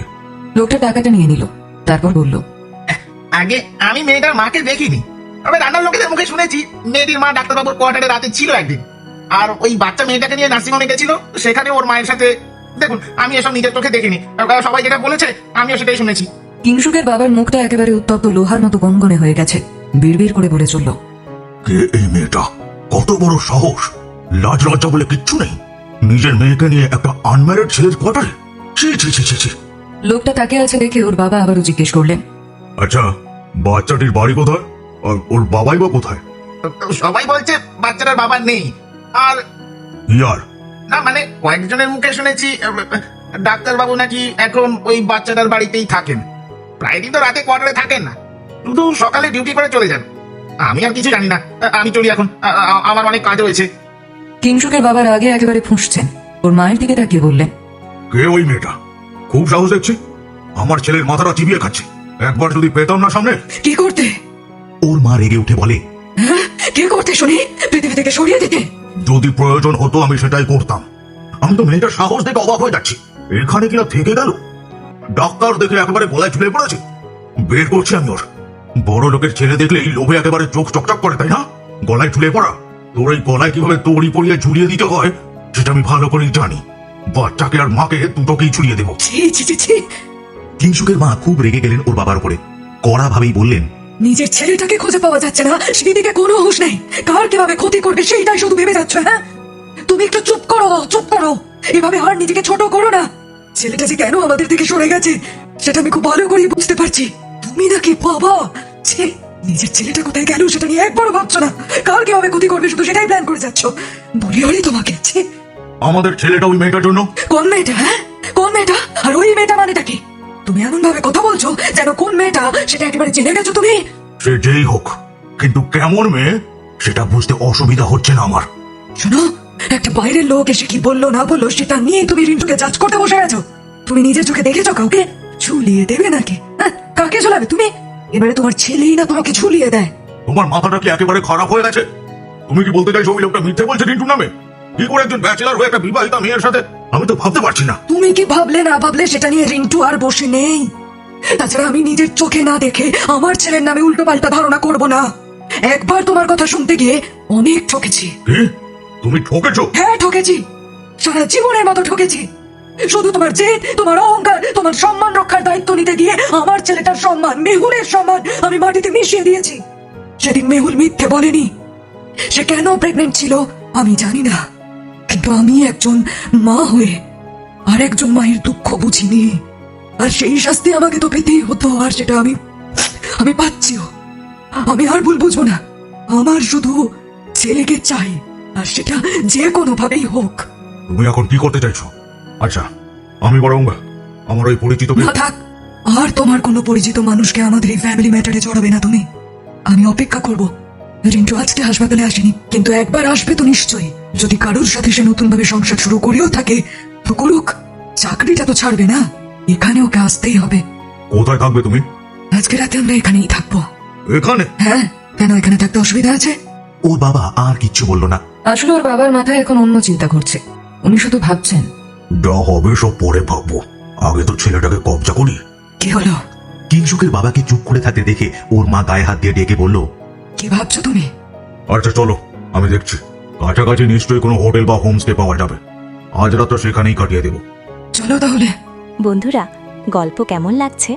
ভালো লাগলে ঝটপট একটি লাইক দিন এবং প্রিয়জনদের সাথে শেয়ার করুন। আর অডিও স্টোরি বাড়িতে আপনি নতুন হলে অবশ্যই সাবস্ক্রাইব করে রাখুন এমন আরও গল্প শোনার জন্য। চলুন পরের টুকু শোনা যাক। মালপত্র নিয়ে ওরা দুপুরের মধ্যেই চলে এসেছে নতুন বাড়িতে। কিংশুক একটা গাড়ি ভাড়া করেছিল, ওই বাড়ি থেকে সব জিনিস গুছিয়ে এখানে এনেছে। তারপর থেকে কিংশুক আর মেহুল দুজনে দুপুর থেকে কাজ করেই যাচ্ছে। ঘরটা গোছাতে গোছাতে অনেকটা সময় লেগেছে। এখন প্রায় সন্ধে হয়ে গেছে, তবুও কাজ শেষ হচ্ছে না। এদিকে তিতলি ওদের কাছে কাছে ঘুরছে।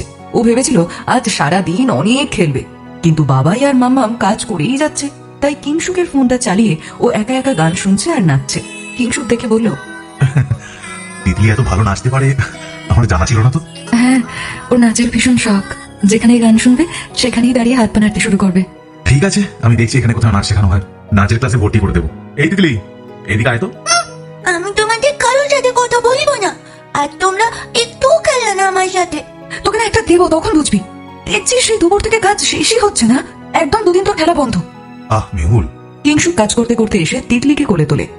দেখি দেখি আমার তিতলি শোনা কতটা রেগে গেছে। তিতলি গলা জড়িয়ে ধরে ওর, তারপরে বলে, তুমি আজ একটুও খেলবে না? কি করে খেলবো বলো তো তিতলি, এখনো কাজ শেষ হয়নি, তবে রাতে অনেক গল্প বলবো। বলবে তো? একটা বললে ঘুমিয়ে যাবে না তো? একটা, দুটো, তিনটে বলতে হবে। বলবো। এখন তুমি একটু একা একা খেলো, আমি আর মামাম কাজগুলো সেরে ফেলি তাড়াতাড়ি। ওকে। তিতলি ঘাড় নাড়িয়েই টুক করে কিংশুকের গালে চুমু খেয়ে নিল। এই দেখে মেহুল বলল, বাবাই আসার পরে তিতলি দেখছে আমাকে চুমু খাওয়া ভুলেই গেছে। কিংশুক হেসে বলল, দেখেছো তিতলি মামামের কেমন রাগ হয়েছে? এই মেহুল, তুমি যে 6টা বছর একাই চুমু খেয়েছো, তার বেলা আমি কিছু বলেছি? তিতলি এখন আমাকেই বেশি চুমু খাবে, তাই না তিতলি? হ্যাঁ হ্যাঁ হ্যাঁ, মাম্মা তুমি বাবাইকে একটাও চুমু খাও না কেন গো? কে কে? দেখেছো কিংশুক, দেখেছো? এই তোর পেটে পেটে এত বুদ্ধি তিতলি। ওরে না। কিংশুক এবারে জোরে জোরে হেসে ফেলে। এই না হলে আমার মেয়ে ঠিকই তো বলেছে, তুমি আমাকে কেন একটাও চুমু খাও না? এই তুমি কি গো, মানে ওর সামনে এসব কথা বলছো? এবার তো তোমার মেয়ে চুমু খাওয়া ছাড়া আর কিছু শিখবে না দেখছি। ওসব আমি জানি না, তিতলি বলেছে যখন তখন তোমাকে দিতেই হবে। আরে বাবা থামো, আবার তুমি ওর কথা নাচছো।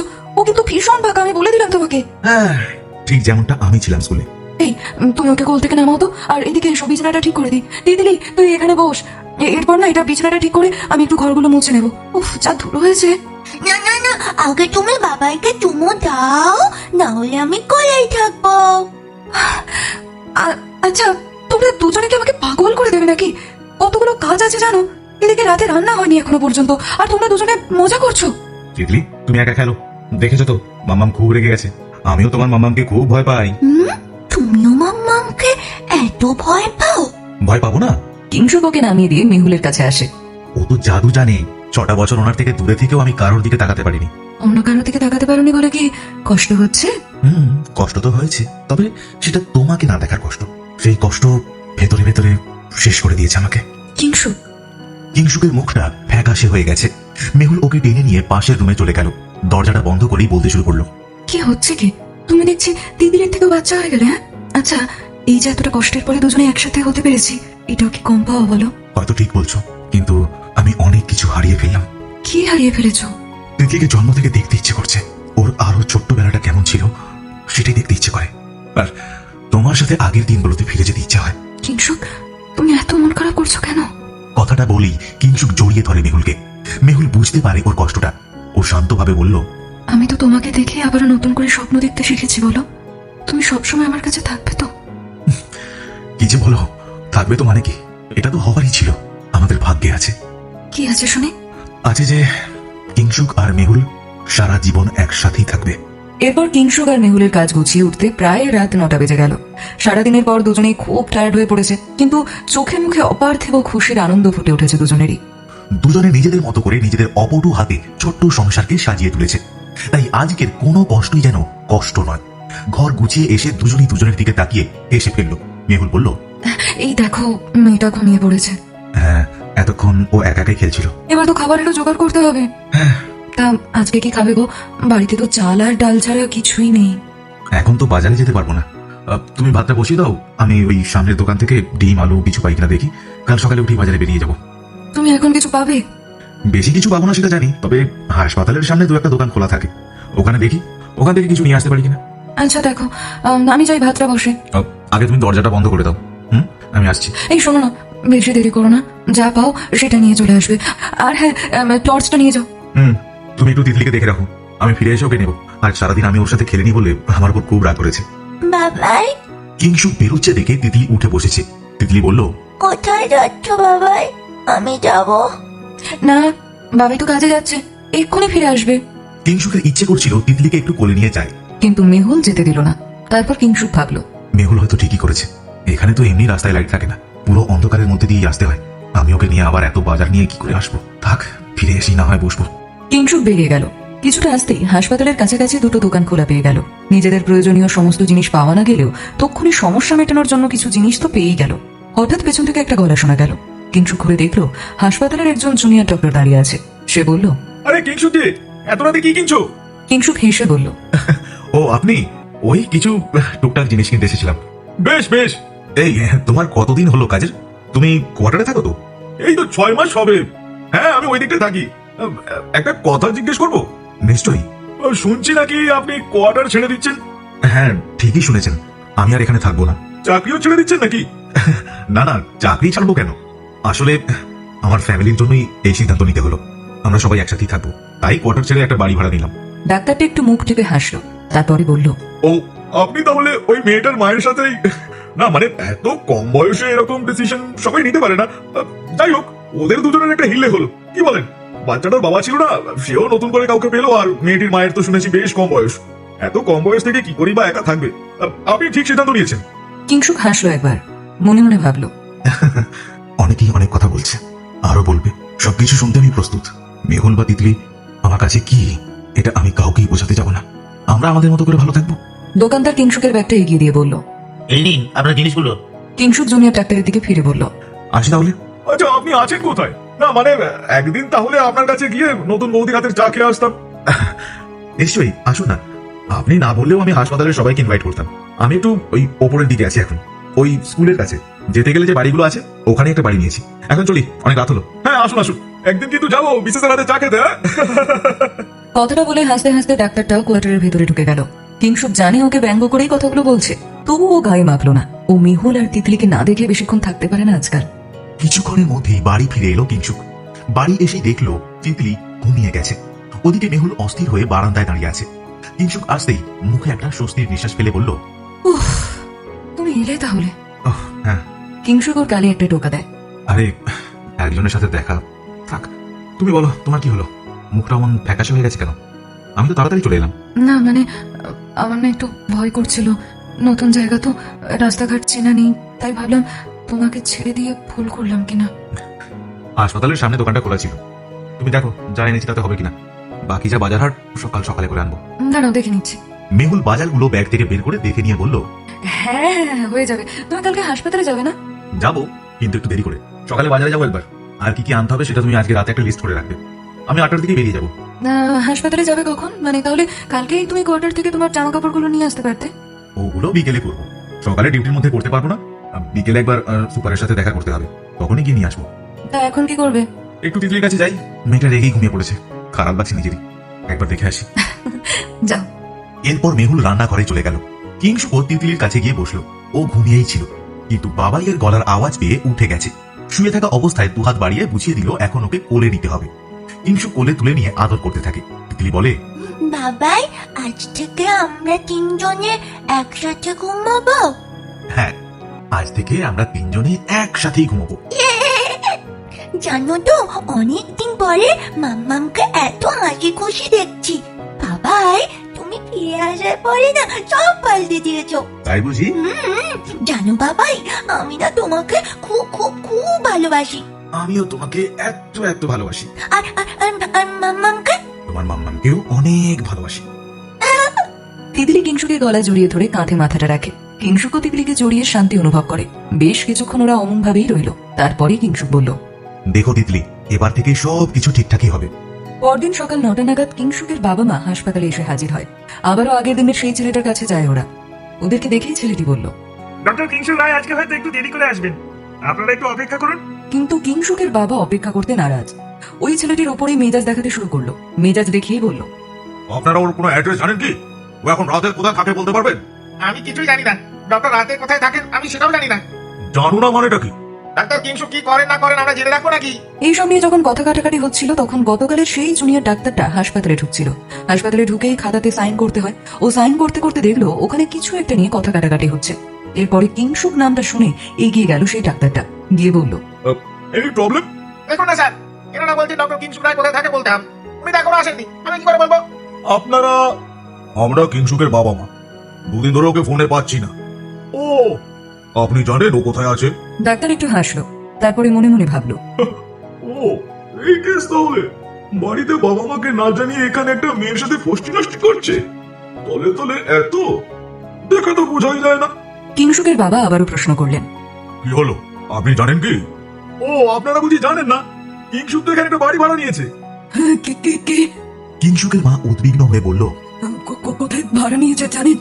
এ বাবা, কি হলো তোমার, এমন করছো কেন? না মানে দেখছি ছেলের ব্যাপারে আপনারা তো কিছুই জানেন না। আসলে এখানে অনেকেই ওর নামে অনেক কিছু বলছে। দেখুন আপনারা বুঝিয়ে সুঝিয়ে যদি ফেরাতে পারেন। একজন বাচ্চার মায়ের সাথে মানে ওই কেলেঙ্কারি আর কি। কিংশুক কোথায় থাকে আপনি সেটা বলুন। এই হাসপাতাল থেকে যে রাস্তাটা ওপরে চলে গেছে, একটু গেলে দেখবেন একটা স্কুল আছে, ওখানে কাছাকাছি কোনো একটা বাড়ি ভাড়া নিয়েছে। আমার মনে হয় ওই বাচ্চাটার মেয়েটির সাথেই থাকে। কথাটা বলে ডাক্তার আর অপেক্ষা করেনি, সুযোগ বুঝে ওখান থেকে এক প্রকার কেটে পড়েছে। কিংশুকের বাবার আগে একেবারে ফুঁসে উঠলো, চিৎকার করে বললেন, আর শেষ করে ফেলবো, এসো। মেহুল সকাল সকাল উঠে ঘরের কাজগুলো সেরেছে। কিংশুক 8টার সময় বাড়ি থেকে বেরিয়ে গেছে। মেহুল ঘুম থেকে উঠে পড়লেও তিতলি ওঠেনি। এদিকে কিংশুককে 11টার মধ্যে হাসপাতালে ঢুকতে হবে, তাই তিতলির ঘুম থেকে ওঠার অপেক্ষা না করেই ও বাজারে চলে গেছে। মেহুল সকালে উঠে স্নান করে ঠাকুরকে ধূপ দিয়েছে।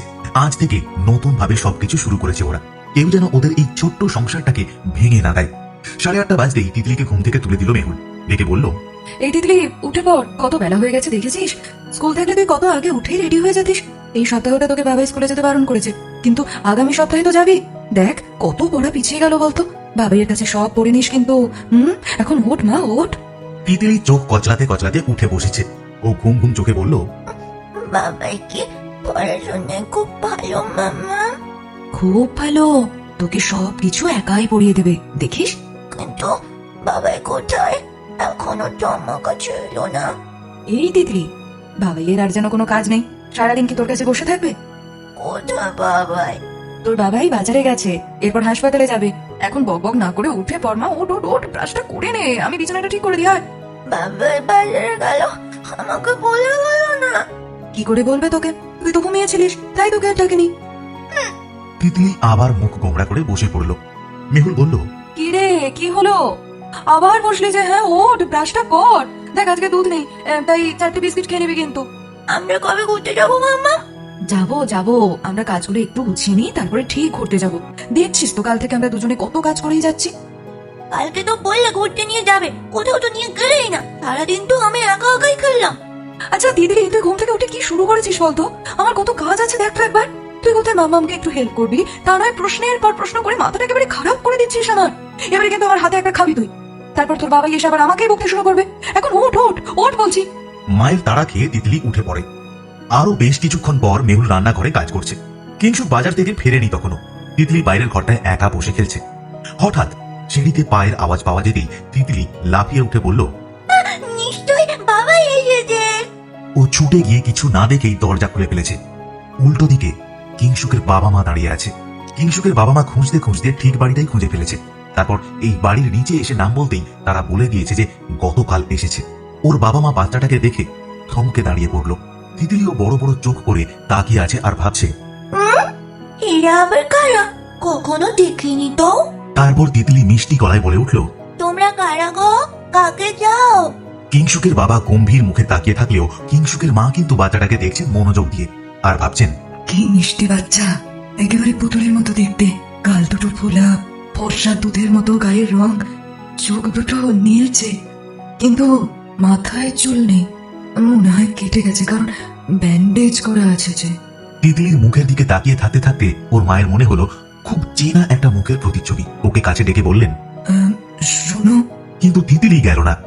দরজার কাছেই দাঁড়িয়ে থেকে বলল, তোমরা কারা বলছো না কেন? কেন এসেছো? এদিকে শোনো, এবারে কিংসুকের বাবা গম্ভীর গলায় ডাকলেন, এখানে কিংসুক রায় থাকেন। কি করছো নাকি তুমি? হ্যাঁ, একটা বাচ্চার সাথে কিভাবে কথা বলতে হবে তুমি জানো না? ওইটুকু মেয়ের সাথে ওভাবে কথা বলছো কেন তুমি? মেহুল ভেতর থেকে গলা শুনতে পেয়েছে। ও একবার ভাবলো, তিতলি আবার কার সাথে কথা বলছে? নিশ্চয়ই নিচের আন্টিটা এসেছেন। তার কিছুক্ষণ পর তিতলি আসছে না দেখে এবার জিজ্ঞেস করলো। কে এসেছে রে তিতলি? তিতলি? কোনো উত্তর এলো না। উত্তর না পেয়ে মেহুল বেরিয়ে আসে আর দরজার কাছে এসেই একেবারে ভূত দেখার মতো চমকে উঠে বলে, আপনারা? আজ থেকে 6 বছর আগে মেহুল ওনাদের দেখেছিল। এত বছরে খুব কিছু পরিবর্তন হয়নি ওনাদের, তাই মেহুলের চিনতে এতটুকুও অসুবিধে হলো না। ও দাঁড়িয়ে রইল। ওর মাথায় এখন অনেকগুলো প্রশ্ন ঘুরছে। ও ভাবলো, কিংসুকের বাবা মা না? ওরা এখানে কিভাবে এলো? জানলোই বা কি করে যে আমরা এখানে আছি? এখন যে কি হবে? আবার আবার কোনো বিপদ হবে না তো? কথাগুলো চিন্তা করেই মেহুলের মুখ থেকে সব রক্ত যেন নেমে গেছে। মুখটা ফ্যাকাশে হয়ে গেছে। বুকের ভেতরে একটা কাঁপুনি শুরু হয়েছে। একেবারে পাথরের মূর্তির মতো দাঁড়িয়ে আছে ও। তিতলি দৌড়ে গিয়ে ওকে জড়িয়ে ধরলো। মেহুলও তিতলিকে দুহাতে জড়িয়ে চুপ করে দাঁড়িয়ে রইল। দরজার ওপাশে দাঁড়িয়ে থাকা মানুষ দুটিও যে প্রচন্ড পরিমাণে শক খেয়েছে সেই বিষয়ে কোনো সন্দেহ নেই। তবে মেহুলের মুখটা একটু বদলে গেছে। আগে যে মুখটার মধ্যে বাচ্চা ভাব ছিল সেটা এখন অনেক বেশি পরিণত। তবে আগের চেয়ে বেশ রোগা হয়ে গেছে। কিংসুকের বাবার মুখ দিয়ে কোনো কথাই যেন বের হচ্ছে না। ওনার মাথাতেও অনেক প্রশ্ন ঘুরছে। এটা মেহুল না? ও এখানে কি করছে? রিন্টু কি তাহলে মেহুলের কাছে আছে? এই বাচ্চাটাই বা কার? মেহুল এখানে কি করে চলে এলো? ও, তাহলে মারা যায়নি। আর যদিও বা এখানে আসে, রিন্টু ওকে খুঁজে পেল কিভাবে? সামনে দাঁড়িয়ে থেকে ওর বাবার বিশ্বাস হচ্ছে না যে ওনার সামনে মেহুলি দাঁড়িয়ে আছে। কিংসুকের মাও বিস্ফারিত চোখে তাকিয়ে রয়েছে। উনিও ভাবছেন, মেহুলি তো। রিন্টু তাহলে ঠিক কথাই বলেছে। ও বারবার আমাকে হিন্টস দিয়েছে, কিন্তু আমি বুঝতে পারিনি। তার মানে ও মেহুলের সাথে একসাথে থাকে। কিন্তু এইটা কি করে সম্ভব হলো? আর এই বাচ্চাটা কার? পুরো মেহুলের মুখটাই তো বসানো আছে। মেহুলকে তাহলে বাচ্চাটার জন্ম দিয়েছিল? কিন্তু রিন্টু এখানে এসে কিভাবে ওদের খুঁজে পেল? কিছুই তো বুঝতে পারছি না। তিনজনকে এরকম স্থির দৃষ্টিতে তাকিয়ে থাকতে দেখে তিতলিও অবাক হয়ে গেছে। এবারে ও নিস্তব্ধতা ভেঙে বলল, ওরা কারা গো মামা? তখন থেকে জিজ্ঞেস করছি, কিন্তু ওরা কিছুই বলছে না। তুমি চেনো ওদের? বলো না মামা। মেহুল প্রথমে শক খেয়ে গেলেও পরে নিজেকে সামলে নিয়েছে। হাজার হোক, ও এখন আর 18 বছরের কিশোরী নয়, 24 বছরের তরুণী এবং একজন মেয়ের মা। মেহুল বেশ কঠিন হয়ে ওদের দিকে তাকিয়ে বলল, আপনারা কাকে চান? এখানে এলেন কিভাবে? আমার ছেলে কোথায়? কিংসুকের বাবাও বেশ মেজাজ দেখিয়ে উত্তর দিলেন। আমরা ওকে খুঁজতে এসেছি। বলে দাও কিংসুককে কোথায় রেখেছো? আমি রেখেছি? হ্যাঁ। দেখুন, আপনার ছেলে 6 বছরের বাচ্চা নয় যে তাকে আমি লুকিয়ে রাখবো, বা তার সাথে লুকোচুরি খেলার কোনো ইচ্ছে আমার নেই। নিজের ছেলে কোথায় আছে সেটা আপনারা জানেন না? তুমি তাহলে আমার ছেলেকে কেড়ে নিয়েছো। এতগুলো বছর পরেও তোমার স্বভাব বদলায়নি, আবার আমার ছেলের মাথাটা চিবিয়ে খাচ্ছ। কি বলছেন কি আপনি? আপনার ছেলের মাথা আমি চিবিয়ে খাচ্ছি? হ্যাঁ, ঠিকই বলছি। তখন বড় লোকের ছেলে দেখে ফাঁসাতে চেয়েছিলে, আর এখন ডাক্তার হয়েছে দেখে গলায় ঝুলে পড়ছো। বলিহারি তোমাকে, এমনটা কিভাবে করতে পারো? চুপ করুন। মেহুল চিৎকার করে উঠল, আর একটাও বাজে কথা আপনি বলবেন না। আপনি বয়সে এবং সম্মানে আমার চেয়ে যথেষ্ট বড়, না হলে। তাহলে কি বলো, চুপ করে গেলে কেন? হঠাৎ পিছন দিক থেকে একটা গলার আওয়াজ ভেসে আসে। না হলে ঘাড় ধাক্কা দিয়ে বের করে দিতাম। নেহাত অভদ্রতা আমি করতে পারি না, তাই ভালোভাবেই কথা বলছি। এই মুহূর্তে তোমরা এখান থেকে বেরিয়ে যাও। তিনজনে ফিরে তাকালো, আর মুহূর্তেই চমকে উঠল। কিংসুক দাঁড়িয়ে আছে। কিংসুক বাজার সেরে ফিরে এসেছিল ঠিক একই সময়। সিঁড়িতে উঠতে গিয়েই বাবার গলাটাও পেয়েছে। প্রথমে কিছু বলেনি, কিন্তু মেহুলকে অপমান করছে এটা কিছুতেই ও সহ্য করতে পারল না। তাই মেহুলের না বলা কথাটা নিজেই শেষ করে দিয়েছে ও। ওরা দেখলো কিংসুক রক্তচক্ষু দৃষ্টিতে তাকিয়ে আছে বাবার দিকে আর মায়ের দিকে। বাবা মা ও ছেলেকে অবাক হয়ে দেখছেন, আর ছেলেও একেবারে ফুঁসে আছে, শুধু জ্বলে ওঠার অপেক্ষায়। কিংসুক ধীরে ধীরে সিঁড়িতে উঠে আসে। মেহুল অবাক হয়ে সবাইকে দেখছে। এই মুহূর্তে ওর কি বলা উচিত আর উচিত নয় ও বুঝতে পারছে না। কিংসুক উঠে আসতেই তিতলি দৌড়ে গিয়ে ওর কোলে উঠে পড়ল। তারপর বলল, দেখো না ওরা কারা, আমি জিজ্ঞেস করছি তাও কিছু বলছে না, আর মাম্মামকেও জিজ্ঞেস করছি, মাম্মামও কিছু বলছে না। তুমি বলো তো আমাকে। কিংসুক তিতলির গালে চুমু খেয়ে নিয়ে বাজারের ব্যাগটা নামিয়ে রাখলো। তারপর বাবা মায়ের দিকে তাকিয়ে সোজাসুজি প্রশ্ন করলো, কেন এসেছো এখানে? আবার তোমাদের কি চাই? আবার কি করতে চাইছো? কিংসুকের বাবা মুখটা কঠিন করে বললেন, তুমি তাহলে এই কীর্তি করে বেড়াচ্ছ? কি করে বেড়ালাম? এই যে তোমার সম্পর্কে হাসপাতালে যেগুলো শুনে এলাম, এগুলো তাহলে সত্যি? দেখো তুমি, থামো তুমি, কিন্তু একটা বিবাহিতা মেয়ের সাথে আছো, আবার বড় বড় কথা বলছো। লজ্জা করছে না তোমার? কিংসুকের মা চুপ করে গেছেন, কারণ ছেলের এরকম ভয়ঙ্কর রূপ উনি এর আগে কখনো দেখেননি। ওর বাবাকে শান্ত করতে ওর মা বলল, কি করছো বলো তো? তুমি তো একটু ভালো করে ওদের সাথে কথা বলতে পারো। তুমি নিজের চোখেই দেখতে পাচ্ছ তোমার ছেলের অধঃপতনটা, আবার আমাকে বলছো ভালো করে কথা বলতে। তোমরা দুজনে কি আমার কথাটা শুনতে পাওনি? এই মুহূর্তে আমার বাড়ি থেকে বেরিয়ে যাও। আমার বাড়িতে দাঁড়িয়ে আমার স্ত্রীকে অপমান করার অধিকার বা সাহস তোমাদের কে দিয়েছে? রিন্টু, এমন ভাবে কথা বলবেন আমাদের সাথে, বেশ করবো। আর তোমরা আমার অধপতন দেখে এসেছিলে তো, নাও দেখা হয়ে গেছে, এবার এসো। আর হ্যাঁ, একটা কথা শুনে রাখো, আমি আর কখনোই তোমাদের কাছে ফিরে যাবো না। রিন্টু, কি বলছিস তুই বাবা? হ্যাঁ, ঠিকই বলছি। তোমরা তো বুঝতেই পেরেছিলে যে আমি অনেকদিন আগে থেকেই তোমাদের সাথে আর কোনো সম্পর্ক রাখতে চাইছি না। আজ সেটাতে শিলমোহর দিলাম। আজ থেকে তোমাদের সাথে বা আমার স্ত্রী মেয়ের কোনো সম্পর্ক নেই। রিন্টু, এবারে ওর মা কেঁদে ফেলে বলল, তুই এভাবে কেন কথা বলছিস? এরকম একটা কথা বলতে পারলি তুই আমাদের? আজ কয়েকটা দিন আমরা খাইনি, ঘুমাইনি। তুই কোথায় আছিস কিচ্ছু জানি না। তুই ফোনটাকে অফ করে রেখে দিয়েছিস। তোকে খুঁজতে খুঁজতে কিভাবে এসেছি তুই কি জানিস কিছু? আর বলছিস কোনো সম্পর্ক রাখবি না? তাই তোমরা খাওনি, ঘুমোনি, কিন্তু তোমার পাশের মানুষটাকে দেখে তো সেটা মনে হচ্ছে না। বরং মনে হচ্ছে উনি রাতে দিব্যি ঘুমিয়েছেন এবং প্রিপেয়ার হয়ে এসেছেন কিভাবে আমার স্ত্রীকে আবার অপমান করা যায়। রিন্টু, সরি মিস্টার রায়, এবারে সেই সুযোগ আপনি আর পাবেন না। সেদিন আমি মেহুলের পাশে থাকতে পারিনি, মানে আপনারাই আমাকে থাকতে দেননি। আমার ইচ্ছের বিরুদ্ধে জোর করে আমাকে অন্য জায়গায় পাঠিয়ে দিয়েছিলেন, কিন্তু আজকে সেটা আর হবে না। সেদিন সশরীরে আমি ওর পাশে ছিলাম না, তাই যা ক্ষতি হবার হয়ে গেছে। এখন থেকে আমি সশরীরে ওদের পাশেই থাকবো। এরপরে আপনি যা ইচ্ছে তাই করতে পারেন। আমি আপনাকে বাবা বলেও মানি না এবং ছেলের সম্মান চাই না আপনার থেকে। কিংসুক, মেহুল এতক্ষণে একটু সামলে নিয়েছে নিজেকে। ও তাড়াতাড়ি এগিয়ে এসে কিংসুককে ধরে ফেললো। তারপর অনুরোধ করে বলল, তুমি একটু শান্ত হও কিংসুক। এবার ওনাদের কথাটা একটু শোনো। এতটা উত্তেজিত হওয়া ভালো নয়, প্লিজ একটু বোঝো।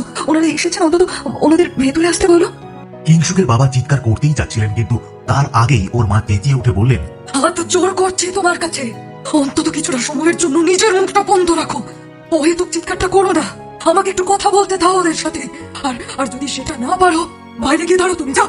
তুমি এটা কি বলছো? আমাকে বাইরে যেতে বলছো? হ্যাঁ, ঠিকই বলছি আমি আজ ওদের সাথে কথা না বলে ফিরবো না। কিংসুকের বাবা জ্বলন্ত দৃষ্টিতে তাকিয়ে নিচে চলে গেলেন। মেহুল আর কিংসুক দাঁড়িয়ে আছে ওখানে। ওর মা ভেতরে ঢুকে আসেন। এরপরই মেহুলের দিকে ফিরে বললেন, মেহুল, তুমি। দাঁড়াও মা। কিংসুক তিতলিকে কোল থেকে নামিয়ে দিয়ে ওর মায়ের কথা আটকে দিয়ে বলে ওঠে, মেহুলের সাথে কথা বলার আগে তুমি আমার সাথে কথা বলো, কারণ তোমাদের কাছে অনেক দিন আগেই মেহুলের অস্তিত্ব নিশ্চিহ্ন হয়ে গেছে। কিন্তু ও আমার কাছে বেঁচে ছিল, আর ছিল বলেই তো আমি একসাথে দুজন মানুষকে পেয়েছি। আরো একটা কথা জেনে রাখো মা, কি কথা রিন্টু? এই যে দেখছো বাচ্চাটা, ও কিন্তু আমার। তোমরা যার অস্তিত্বের কথা আমাকে পুরোটাই লুকিয়ে গেছিলে। কে? তোর বাচ্চা? হ্যাঁ, এ হলো তিতলি, আমার আর মেহুলের মেয়ে। তোর মেয়ে? তিতলির কথাটা জানতে পেরে ওর মা বেশ অবাক হয়েছে, কিছু বলতে পারছেন না, শুধু মুখটা হাত দিয়ে ঢেকে দাঁড়িয়ে আছেন। তিতলি হাঁ করে দেখছে তিনজনকে। মেহুল তাড়াতাড়ি বাইরের দরজাটা বন্ধ করে দিয়ে বলল, আপনি আসুন, এখানে বসুন। না মেহুল, তুমি আর এসব করো না। কেন করবো না বলবে? করবে না, কারণ তোমার আর কোনো দায় নেই এসব করার। এমন করো না কিংসুক। করবো না? কেন করবো না সেটা তুমি কি বলতে পারো? যারা তোমার সন্তান সম্ভব হওয়ার কথাটাই আমার কাছ থেকে লুকিয়ে গেছে, একজন অসহায় মেয়েকে ওই অবস্থায় বাড়ি থেকে বের করে দিয়েছে, তার ছেলে এই সন্তানের বাবা জেনেও যে মেয়েটাকে চরিত্রহীন তকমা দিতে একটুও বুক কাঁপেনি, যারা একজন বাবা মা হয়েও আর একজন মেয়ের কষ্ট বুঝলো না, আরো তাকে সুইসাইড করতে বাধ্য করলো, যাদের জন্য আমার সবচেয়ে ভালোবাসার মানুষ আর আমার এই বাচ্চা মেয়েটাকে দিনের পর দিন এতটা অসহায়ের মতো কাটাতে হয়েছে, যাদের জন্য আমার মেয়ে তার বাবাকে 6টা বছর পায়নি, আমার স্ত্রীকে এতটা কষ্ট করে বাঁচতে হয়েছে, আমি তাদের ক্ষমা করবো না, কোনোদিন করবো না। কিংসুক কথাগুলো বলছে আর কাঁদছে, বোঝাই যাচ্ছে অনেক কষ্ট আর অভিমান নিয়েও বলছে কথাগুলো। মেহুল দুহাতে তিতলিকে জড়িয়ে নিয়ে বসে আছে, ওর মাও দাঁড়িয়ে শুনছেন। এরপর উনি কাঁদতে কাঁদতে বলল, মানছি মানছি, আমি আমি আমি সব মানছি যে আমাদের ভুল আছে। না না না না না, আজ আমি তোমাদের থেকে আজ আর কিচ্ছু শুনতে চাই না, কিচ্ছু জানতে চাই না, কিচ্ছু না। যদি জানানোর হতো তাহলে আমাকে সেদিনই জানাতে পারতে। সেদিন কেন বলনি আমাকে? কেন বলনি আমাকে মেহুলের কথা? কেন বলনি যে মেহুল প্রেগনেন্ট ছিল? ও তো জানার পরে প্রথমে তোমাদের কাছেই ছুটে গিয়েছিল। কতটা অসহায় ছিল একবার ভেবে দেখছিলে? একটা 18 বছরের মেয়ে, ওর বাড়ি থেকে ওকে কেউ সাপোর্ট করেনি, আমার সাথেও তোমরা যোগাযোগ করতে দাওনি, জাস্ট ওকে ওইভাবে বাড়ি থেকে বের করে দিয়ে রিন্টু, পারলে কি করে? লজ্জা করলো না তোমাদের? রিন্টু রিন্টু, আমি আমি আমি জানি, আমাদের আমাদের তো একবার বলতে দে, একটা সুযোগ দে। সুযোগ? কিসের সুযোগ? আচ্ছা, তুমি একজন মা, একটু কষ্ট হলো না তখন তোমার? কেন করেছিলে সেদিন এই ব্যবহারটা? কেন করেছিলে? কেন আমার থেকে সবটা লুকিয়ে গেছিলে? কেন আমি বারবার জিজ্ঞেস করা সত্ত্বেও মিথ্যে বলে গেছো মেহুল কোথায় তোমরা জানো না? বলো কেন? মেহুল, কিংসুকের মা এবার অসহায় ভাবে মেহুলের দিকে তাকিয়ে বলল, মেহুল মা, তুমি অন্তত আমার কথাটা শোনো। না, শুনবে না। মেহুল তোমার সাথে তখনই কথা বলবে যখন আমি এই উত্তরগুলো পাবো। তার আগে আমি মেহুলকে একটা কথাও বলতে দেব না। ও এখন শুধু আমার। এই পৃথিবীতে কেউ না থাকলেও আমি ওর জন্য সেদিনও ছিলাম, আজকেও আছি, আর ভবিষ্যতেও আমিই থাকবো। কিংসুক, মেহুল কিংসুকের কাছে এসে ওর হাতটা ধরে বলল, তুমি একটু শান্ত হও না। না মেহুল, আমি পারছি না, জাস্ট পারছি না। আজ তুমি আমাকে শান্ত হতে বলো না। কি হলো মা, কি হলো? চুপ করে আছো কেন? বলো। তোমরা তো জানতে মেহুল প্রেগনেন্ট, কেন বলোনি সেদিন আমাকে? আমাকে না বললেও ওকে তো অন্তত আমাদের বাড়িতে রাখাই যেত। তোমরা তোমার বাবা মা। ছি, এখন সেটা ভাবতেই লজ্জা করছে আমার। রিন্টু, বাবা এমন ভাবে বলিস না রে, কষ্ট হচ্ছে আমার। তোমার এখন কষ্ট হচ্ছে কথাগুলো শুনে? সেদিন তো তোমরা চাইলে আজ ওদের দুজনকে 6টা বছর এতটা কষ্ট পেতে হতো না। উত্তর দাও, কেন ওদের দুজনকে এত কষ্ট দিলে? কিংসুক পাগলের মতো চিৎকার করছে। কিংসুকের ওরকম পাগলের মতো অবস্থা দেখে তিতলি কাঁদতে শুরু করেছে। মেহুলকে জড়িয়ে বলছে, বাবা এ কি হয়েছে? বাবা এমন ভাবে কাঁদছে কেন? আমার তো খুব কষ্ট হচ্ছে। তুমি কি আমার বকেছো বাবাকে? কিংসুক ছুটে গিয়ে ওকে কোলে তুলে নিল। তিতলি গলা জড়িয়ে ধরে ওর চোখের জলটা মুছিয়ে দিয়ে বলল, তুমি কাঁদছো কেন গো? কি হয়েছে তোমার? কেউ তোমাকে বকেছে? তুমি কাঁদলে আমার খুব কষ্ট হয়, মাম্মা মেরো কষ্ট হয়। দেখো মাম্মা কেমন কাঁদছে।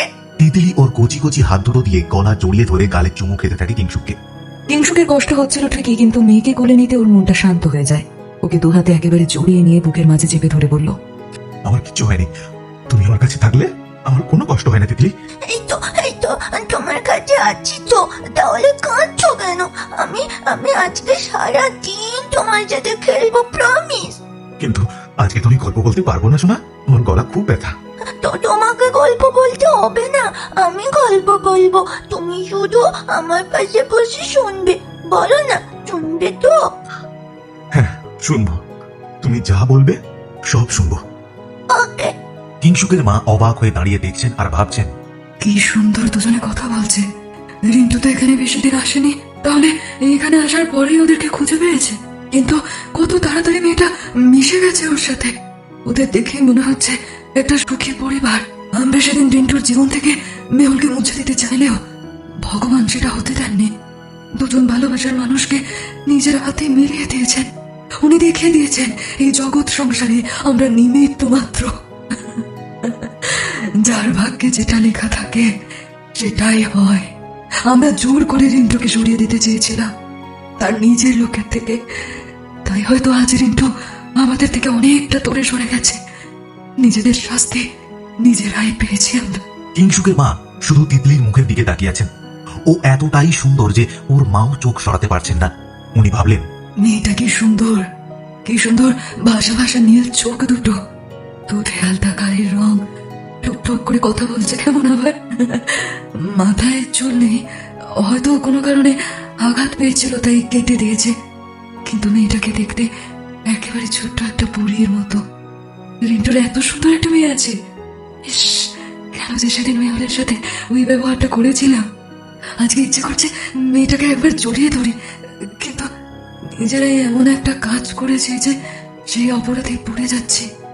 সেদিন যদি ওর বাবার বিরুদ্ধে গিয়ে মেয়েটার কথা একবার ভাবতাম, তাহলে আজকে হয়তো এই দিনটা দেখতে হতো না। কিন্তু ওর বাবার বিরুদ্ধে আমি যাবো কি করে? হ্যাঁ, লোকটা যে জিদি আর এক হয়ে কখনো নিজের কথা ছাড়া আর তো কারোর কথাতেই পাত্তা দেয় না। কিংসুকের মা চুপ করেই দাঁড়িয়ে রয়েছেন। মেহুল দেখছে ওর মা অনেকক্ষণ থেকে দাঁড়িয়ে কাঁদছে। কিংসুক হয়তো কথা বলতে দিচ্ছে না, কিন্তু নিজের মায়ের বয়সী একজন মানুষ দাঁড়িয়ে নিজের ছেলের কাছ থেকে অপমানিত হচ্ছেন, এটাই তো অনেক বড় শাস্তি। নিজের মাকে শাস্তি দিয়ে কখনো শান্তি আসে না। মেহুল এবার ওনার কাছে এগিয়ে গিয়ে বললেন, আপনি বসুন, আপনি একটু জল খাবেন? মেহুল, তুমি আবার আমার কথা শুনছো না? কিংসুক, এই সংসারটা যেমন তোমার তেমনই আমারও, তাই আমাকেও একটু কথা বলতে দাও। তোমার মা অনেকক্ষণ ধরে দাঁড়িয়ে আছেন, এটা কি ঠিক? এত কিছুর পরেও তুমি মায়ের হয়ে কথা বলছো? হ্যাঁ বলছি। উনি যাই করে থাকুন না কেন, আমি কারোর সাথে খারাপ বিহেভ করতে পারবো না। আপনি এখানে বসুন। আসলে ও খুব রেগে আছে তো, তাই রাগের মাথায় অনেক কিছু বলে ফেলেছে। আপনাকে ক্ষমা করে দিন। ওর মা মেহুলের দিকে তাকিয়ে আছেন। চিনতে একটুও অসুবিধে হয়নি ওনার। উনি ভাবছেন, মেয়েটা যে সত্যি নিজেকে এভাবে প্রমাণ করে দেবে আমি ভাবিনি। আচ্ছা, ও তাহলে বাড়ি ছেড়ে এতদিন কোথায় ছিল? মেহুল একটা গ্লাসে জল দিয়ে বলল, এই নিন, একটু জল খান। আর তুমি হাসপাতালে যাও, দেরি হচ্ছে তোমার। একটু কিছু খাবে? সকাল থেকে তো কিছুই খাওনি। না, কিংসুক তিতলিকে কোল থেকে নামিয়ে দেয়। আমি এখন কোথাও যাব না। আমি চলে গেলেই সবাই তোমাকে অপমানের একটা সুযোগ পেয়ে যাবে, আর সেটা আমি সহ্য করবো না। আচ্ছা ঠিক আছে, হাসপাতালে নাই যাও, একটু শান্ত হয়ে বসো। অনেক কথা বলেছো, পেটের কথাগুলো বলে দিতে পারলেই কি যত শান্তি? ওপাশে যে মানুষটা আছে তার কথাটাও তো একবার ভাবতে হবে, সেটা ভাববে না? মেহুল, তুমি এখনো ওনাদের কথা ভাবছো? তোমার জীবনের 6টা বছর শুধু ওনাদের জন্যই নষ্ট হয়েছে। তোমার ক্যারিয়ার শেষ হয়ে গেছে, তিতলিকে বাবা ছাড়া কাটাতে হয়েছে, তোমাকে সবাই নানা কথা বলেছে, এর পরেও তুমি পারছো? কিভাবে পারছো? হ্যাঁ পারছি।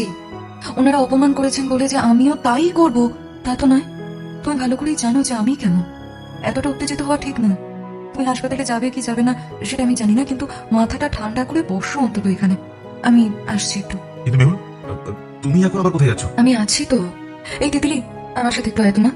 বন্ধুরা, গল্প কেমন লাগছে? ভালো লাগলে ঝটপট একটি লাইক দিন এবং প্রিয়জনদের সাথে শেয়ার করুন। আর অডিও স্টোরি বাড়িতে আপনি নতুন হলে অবশ্যই সাবস্ক্রাইব করে রাখুন এমন আরও গল্প শোনার জন্য। চলুন পরেরটুকু শোনা যাক। মেহুল চায় ওরা দুজনে একটু কথা বলুক, তাই মেহুল ইচ্ছে করেই তিতলিকে ডেকে নিয়ে রান্না করে চলে গেল। কিংসুক আর ওর মা বসে আছে মুখোমুখি। দুজনেরই কষ্ট হচ্ছে, কিন্তু কিংসুক রেগে আছে বেশ। ওরা মেহুলের ওপরে যে অন্যায়টা করেছে সেটা এত সহজে কিংসুক ভুলে যেতে পারবে না। কিংসুক কিছুক্ষণ চুপ করে থেকে বলে ওঠে, মা, আমি তোমাকে যা বলার বলে দিয়েছি। তুমি বাবার সাথে ফিরে যাও, আমি এখানেই ওদের সাথে থাকবো, তোমাদের কাছে ফিরতে চাই না। আমি কি বলবো বুঝতে পারছি না রিন্টু। মেহুল যে কি? মেহুল যে কি? ও বেঁচে আছে সেটা ভাবতে পারোনি তো? আশাও করনি যে তোমাদের রিন্টুও এখানে ওর সাথেই থাকবে? তোর বাবা তো... ও হ্যাঁ, বাবা। তা আমার বাবা নামক মানুষটি রাগ রেখে কোথায় চলে গেলেন? আমি তো ওনার সামনেই কথাগুলো বলতে চেয়েছিলাম। মেহুলের সাথে এত বড় অন্যায়টা কেন করেছে তোমরা? কেন আমাকে এতগুলো বছর একবারও বলনি ওই দিনের কথাগুলো? আসলে আমরা সেদিন খুব ভয় পেয়ে গিয়েছিলাম। তখন সবে তোর মাত্র 18 পেরিয়েছে। ওই বয়সে একটা সন্তানের বাবা হওয়া যায় নাকি? হ্যাঁ, আচ্ছা তোরা কি সেদিন কোনো ভুল করিসনি? এত কম বয়সে মেহুলের সাথে ঘনিষ্ঠভাবে কেন মিশতে গেলি বল? কেন একবার ভেবে দেখলি না যে এরপরে কি হতে পারে না পারে? তুই আর মেহুল কোনো ভুল করিসনি হ্যাঁ, বলছিস? করেছি, 100 বার করেছি। আমরা দুজনেই ভুল করেছি। তবে মেহুল এটা চায়নি, বরং আমি চেয়েছিলাম। আমি জোর করেছিলাম, আর সেখানে মেহুল আমাকে বাধা দেয়নি। আমি স্বীকার করছি, ওই বয়সে আমরা ঠিক করিনি, কিন্তু সেই ভুলের শাস্তি মেহুল একা কেন পাবে? তোমার ছেলেও ভুল করেছে। তাকে বেকসুর খালাস করে দিয়ে ওই মেয়েটার মাথায় এত বড় শাস্তি চাপিয়ে দিতে এতটুকু বাঁধলো না তোমাদের? আর যদি ভুলই করে থাকি, ভুলটা আমাকে কেন জানালে না? আমরা তো তোকে প্লিজ মা, এই কথাটা বলো না যে এতগুলো বছরে জানানোর সময় পাইনি, বরং ইচ্ছে করে জানাওনি। কিন্তু কেন বলতে পারো? তোমরা কি ভেবেছিলে মেহুলের থেকে দূরে সরিয়ে রাখলে আমি সব ভুলে যাব, আবার তোমাদের সাথে মিশে যাব? না মা, ভুল ভেবেছিলে। আমি সেই টাইপের ছেলে নই। আমি যখন কাউকে ভালোবাসি তাকে দায়িত্ব নিয়েই ভালোবাসি। তাই এত বছর পরে ফিরে এসেও আমি মনে করি মেহুল আর তিতলি আমার দায়িত্ব। ওদের ফেলে আমি কোনোদিন তোমার আর বাবার কাছে যাব না। এখন ওরাই আমার সব। আমি এখানে খুব ভালো আছি। কিংশুকের মায়ের আত্মপক্ষ সমর্থনের জন্য কোনো কথা অবশিষ্ট ছিল না। ছেলে যেভাবে কথা বলছে তার একটাও যুক্তি অগ্রাহ্য করার মতো কোনো সাহস হয়নি ওনার। তবুও একবার শেষ চেষ্টা করে বললেন, আমি আমি মানছি আমি অনেক অন্যায় করেছি, কিন্তু তুই অন্তত এক সেকেন্ড। তুমি একা অন্যায় করেছো? তুমি বলতে চাইছো বাবা কিচ্ছু করেনি? তাহলে বাবা নিচে চলে গেল কেন? তুমি বাবাকে ডেকে নিয়ে এসো। আমি প্রত্যেকটা কথার উত্তর চাই আজকে। তোমার একার থেকে নয়, তোমাদের দুজনের থেকেই কৈফিয়ত চাই আমার। কেন তোমরা মেহুলের সাথে এত বড় অন্যায় করেছিলে সেটা জানতেই হবে। সব কথার উত্তর পেলেই আমি মেহুলকে কথা বলতে দেবো, না হলে তোমরা আর কখনো আমার এখানে পা রাখবে না। রিন্টু বাবারে, আমি তোকে ছাড়া এক মুহূর্ত থাকতে পারবো না যে। এই 6টা বছর কিভাবে ছিলে তাহলে? ওই তখন তো ভাবুনি ছেলেকে এত দূরে পাঠিয়ে দিলে ছেলেও ভালো থাকবে না, তুমিও ভালো থাকবে না। তখন তো বাবার কথায় জোর করে পাঠিয়ে দিয়েছিলে। ছেলে বাইরে থেকে ডাক্তারি পড়ে এসেছে, এটা লোকের কাছে বলে বেশ অহংকার দেখানো, তাই তো? না রিন্টু, না রে, না, অহংকার নয় রে। সে সময় একবারও খোঁজ নিয়েছিলে ছেলে ভালো আছে কিনা? তখন যদি একবার ভাবতে ছেলের মনের অবস্থা, তাহলে আজকে আমি হয়তো এরকম হয়ে যেতাম না। আমি তো দিল্লিতে যেতেই চাইনি, তবুও জোর করে কেন পাঠিয়েছি? আমি পাঠাতে চাইনি। বিশ্বাস কর। তো তোর বাবাকে তুই তো চিনিস সেই ছোট থেকে। হ্যাঁ, তার নিজের যেটা ভালো মনে হয় সে তো সেটাই করে। সেদিন তোর বাবা আমার কোনো কথাই শোনেনি রে। সেদিন তুমি প্রতিবাদ করোনি কেন? নিজের ছেলেকে বাইরে পড়াশোনার লোভ থেকে নিজেকে সামলাতে পারোনি, ঠিক আছে, তখন আমার পাশে না হয় নাই বা দাঁড়ালে। কিন্তু মেহুল, ও তো তোমার ছেলের বয়সী। একজন মা হয়ে আর একজন মেয়েকে কি একটুও সাহায্য করা যেত না? আমার সাথে কথা বলতে দিতে একবার, সেখানে যোগাযোগ রাখতেই দাওনি। আচ্ছা, সেদিন যদি মেয়েটাকে একটু নিজেদের বাড়িতে জায়গা দিতে, খুব অসুবিধা হতো কি? না না না না না, আসলে তোমরা কখনোই ওকে মেনে নিতে পারতে না, কারণ মেহুল খুব গরিব ছিল। আর সেটাই বোধহয় তোমাদের সবচেয়ে বড় সমস্যার কারণ। আমি শিওর, জানো তো, ওখানে যদি মেহুলের জায়গায় অন্য কোনো মেয়ে থাকতো যারা এই আমাদের স্টেটাসে বিলং করে, তুমি বা বাবা সহজেই তাকে মেনে নিতে। আসলে দুর্বল মানুষ হলে যা হয়, মেয়েটা অসহায় ছিল বলেই তোমরা সুযোগটা নিয়েছো। কিন্তু আর তো হবে না, তুমি চলে যাও। আমাকে আর বেশি বকিও না। তোমাদের দেখলে আমার ইরিটেশন হচ্ছে, ভালো লাগছে না। আমি ওদের দুজনের মুখ দেখে একটু শান্তিতে থাকতে চাই। আমি সত্যি ফিরে যাব? তুই আসবি না আমাদের সাথে? বললাম তো। কিংশুক বেশ কঠিন হয়ে উত্তর দিল। তোমাদের ফিরে যাওয়া ছাড়া তো আর কোনো উপায় দেখছি না। আমি তোমাদের কাছে যাব না। যারা আমার স্ত্রীকে এভাবে বাড়ি থেকে বের করে দিয়েছে, যে সন্তান সম্ভব জেনেও তাকে অপমান করতে এতটুকু বাঁধেনি, নিজের ছেলে দোষ করেছে জেনেও তাকে খুব সহজেই চরিত্রহীন বলে দাঁড়িয়ে দিয়েছো, সুইসাইড করার জন্য উৎসাহ দিয়েছো, যাদের জন্য আমার নিজের মেয়েকে আমি চিনতে পারিনি, যাদের জন্য মেহুল এতগুলো বছর আমাকে ভুল বুঝে আছে, যার জন্য আমার মেহুল তিতলি এতটা কষ্টের মধ্যে বেঁচেছিল, তাদের কাছে ফিরে গেলে আমি নরকেও ঠাঁই পাবো না। এমন বলিস না রে, বলিস না এমন। মায়ের কষ্টটা একটু বুঝবি না তুই রিন্টু? এসব এখন বলো না, আমার ভালো লাগছে না। একবার কথাটা শুনে কি? এখন তুমি এসো মা, আমাকে হাসপাতালে যেতে হবে, আমার দেরি হচ্ছে। তোমাদের জন্য আমি আমার লাইফটাকে আর ঘাটাতে চাই না। ওর মা কিছুক্ষণ দাঁড়িয়ে রইল, তারপর দরজা খুলে বেরিয়ে গেল। কিংশুক দু হাতে মুখ ঢেকে বসে রইল আর বিড়বিড় করে বলতে লাগলো, আমার খুব কষ্ট হচ্ছে মায়ের জন্য, কিন্তু আমি নিজেকে সামনে নেব। মা তো অন্তত মেহুলের কথাগুলো আমাকে বলতে পারতো। এখন যাই বলুক না কেন, সেগুলো এক্সকিউজ মনে হচ্ছে। আমি জানি ওরা মেহুলের সাথে আবার ওরকম বিহেভ করবে। ঢোকার মুখে মেয়েটাকে যে ভাষায় সম্বোধন করছিল শুনলাম তো। ছি ছি ছি, এতগুলো বছর পরেও আবার ওদের জন্য মেহুলের কাছে আমার মাথাটা হিট হয়ে গেল। এবারে একটু জোরে ডাক দিয়ে বলল কিংশুক, এই মেহুল, একবার এদিকে এসো তো, কথা আছে। তিতলি অনেক আগে থেকেই বাবাইয়ের কাছে আসার জন্য লাফাচ্ছিল, কিন্তু মেহুল ওকে আসতে দেয়নি। কোন রকমে এই কথা ও কথা বলে ভুলিয়ে রেখেছিল, কিন্তু এখন কিংশুকের গলাটা শুনতে পেয়েই দৌড়ে চলে এলো। বুকের উপরে ঝাঁপিয়ে বলে উঠলো, বাবাই। কিংশুকও ওকে দুহাতে জড়িয়ে ধরে ফেললো। তিতলি আবারও বলল, দেখো না বাবাই, মামাকে কিছুতেই আসতে দেয়নি তোমার কাছে। তাই? কিংশুক ছোট্ট একটা কথা বলল, বিশেষ কিছু বলল না। তিতলির মুখটা দেখছে, শুধু দেখছে আর ভাবছে, আজ শুধু আমার বাবা মায়ের জন্যই তিতলিকে আমি দেখতে পাইনি। ওর অস্তিত্বটাই আমার কাছে অজানা ছিল। আজ কেন ক্ষমা করবো ওদের? কিংশুক। মেহুল চুপচাপ এসে ওর মাথায় হাত রেখে বলল, তোমার কষ্ট হচ্ছে আমি জানি। তোমার বাবা মা হয়তো তোমাকে নিতে এসেছিলেন, কিন্তু আমরা। স্টপ ইট মেহুল, তুমি অন্তত ওদের জন্য কনসার্ন হবে না। আমি জানি ওনারা আমার বাবা মা, কিন্তু তার জন্য ওদের অন্যায়টা 7 খুন মাফ হয়ে যাবে না। অন্যায় করলে গলা নামিয়ে কথা বলতে হয়, সেই বোধটাই আমার বাবার মধ্যে আসেনি। আমিও ওনার ছেলে, ওনার অহংকার কি করে মাটিতে মিশিয়ে দিতে হয় সেটা আমি ভালো মতো জানি। তুমিও এবার একটু শান্ত হও। শোনো মেহুল, আমার অনেকটা দেরি হয়ে গেছে, আমি হাসপাতালে যাচ্ছি। তুমি এসে খাবে তো? হ্যাঁ, তবে দেরি হতে পারে। তুমি তিতলিকে খাইয়ে দিও। তুমি কখন আসবে গো? একটা কাজ করো, কি? তুমি না আজকে খেয়ে নিও, বুঝলে? আচ্ছা, তুমি কি বিকেলে আসবে? হ্যাঁ আমার সাথে খেলবে না বাবাই? হ্যাঁ সোনা, আমি বিকেলে এসে তোমার সাথে অনেক খেলবো। ঠিক আছে, তুমি বেরিয়ে যাও হাসপাতালে। তুমি দরজাটা বন্ধ করে দাও। কেউ এলে আগে দেখবে, তারপরে দরজা খুলবে। যদি দেখো আমি বা নিচের ভদ্রমহিলা এসেছেন তাহলে দরজা খুলবে, না হলে আর যেই আসুক বলবে দরজা খুলবে না। ঠিক আছে, শোনো তুমি সাবধানে যাও। তিতলি, মামামের খেয়াল রেখো। ওকে। কিংশুকের বাবা মা হোটেলে ফিরে এসেছেন। ওর মা ভীষণভাবে ভেঙে পড়েছেন, বিছানায় বসে অঝরে কাঁদছে। ওর বাবার আগে একেবারে ফেটে পড়েছে যেন। ওর বাবা বলল, একটা ডাক্তার হয়েছে বলে কি সাপের 5 পা দেখেছে? কোথা থেকে ডাক্তার এটা পড়তো? যদি আমি বাইরে থেকে পড়িয়ে আনতাম, 2 টাকা রোজগার করতে পেরে একেবারে ধরাকে সরাঘান করেছে। আবার ওই মেয়েটার ফাঁদে পা দিয়েছে। মেয়েটা কোথা থেকে যে খোঁজ পেলো আমার ছেলের, আবার মাথাটা চিবিয়ে খাচ্ছে। উফ, এই জন্য এদের শেষ রাখতে নেই। আমি তো ভেবেছিলাম মেয়েটা মরেই গেছে। চুপ করো। এবারে ওর মা চিৎকার করে বলল, আর একটাও কথা বলবে না তুমি। আর যদি একটাও বাজে কথা বলে চোদের নামে, তাহলে আমি এক্ষুনি 3 তলার বারান্দা থেকে লাফিয়ে পড়বো বলে দিচ্ছি। তখন আমার মৃতদেহ নিয়ে তোমাকে বাড়ি ফিরতে হবে, পারবে তো? তুমি এমন ভাবে মরা কান্না জুড়েছো কেন? ওই কথা শুনে ওর বাবার কোনো হেলদোল নেই, শুধু রেগে বলে উঠলো, কি এমন বলেছি শুনি? রিন্টু আমাদের কাছে আর ফিরবে না, এটাই বলেছে তো? আমিও দেখবো ওর ঘাড়ে কটা মাথা আছে। ফিরবে না তো কি করবে? ওই মেয়েটা আর কার বাচ্চাকে নিয়ে এখানে থাকবে? চুপ করো। ওর মা সামনে উঠে এসে বলে, নেহাত সমাজের কাছে তুমি আমার স্বামী, নইলে নইলে তোমার মতো একটা নর পশুর সাথে আমি আর একদিনও এক ছাদের তলায় কাটাতাম না। কি বললে? কিংশুকের বাবা দ্বিগুণ জোরে চেঁচিয়ে উঠলো, এক ছাদের নিচে কাটাতে না? তা কোথায় যেতে শুনি? যাওয়ার আর কোনো জায়গা আছে নাকি? বাপের বাড়ি তো ওই অবস্থা। দাদারা দুদিন নিয়ে গেলে ভাবে বড়লোক জামাইবাবুর কাছ থেকে কি হাতিয়ে নেওয়া যায়, কিভাবে সুযোগ নেওয়া যায় সেই চিন্তায় মগ্ন থাকে। যার কোথাও যাওয়ার জায়গা নেই তার মুখে এত বড় বড় বুলি আমার পছন্দ নয়। তুমি আমার দাদাদের নামে একটাও বাজে কথা বলবে না। ওরা তোমার খায় না আর পরেও না। তোমার সাহস হলো কি করে ওদের নিয়ে কথা বলছো তুমি? আরে যাও যাও, দরদ একেবারে উতলে উঠছে। এমন বাপের বাড়ি যেখানে চাল নেই চুলো নেই, দুদিন দিয়ে থাকতে পারো না, সেই বাড়ি নিয়ে আবার অহংকার। তোমার ওই অহংকারের কোনো দাম নেই আমার কাছে। তোমার কাছে কারোর দাম নেই, না নিজের স্ত্রীর আর না নিজের ছেলের। কারোর কথা কখনো ভেবেছো নাকি শুনেছো তুমি?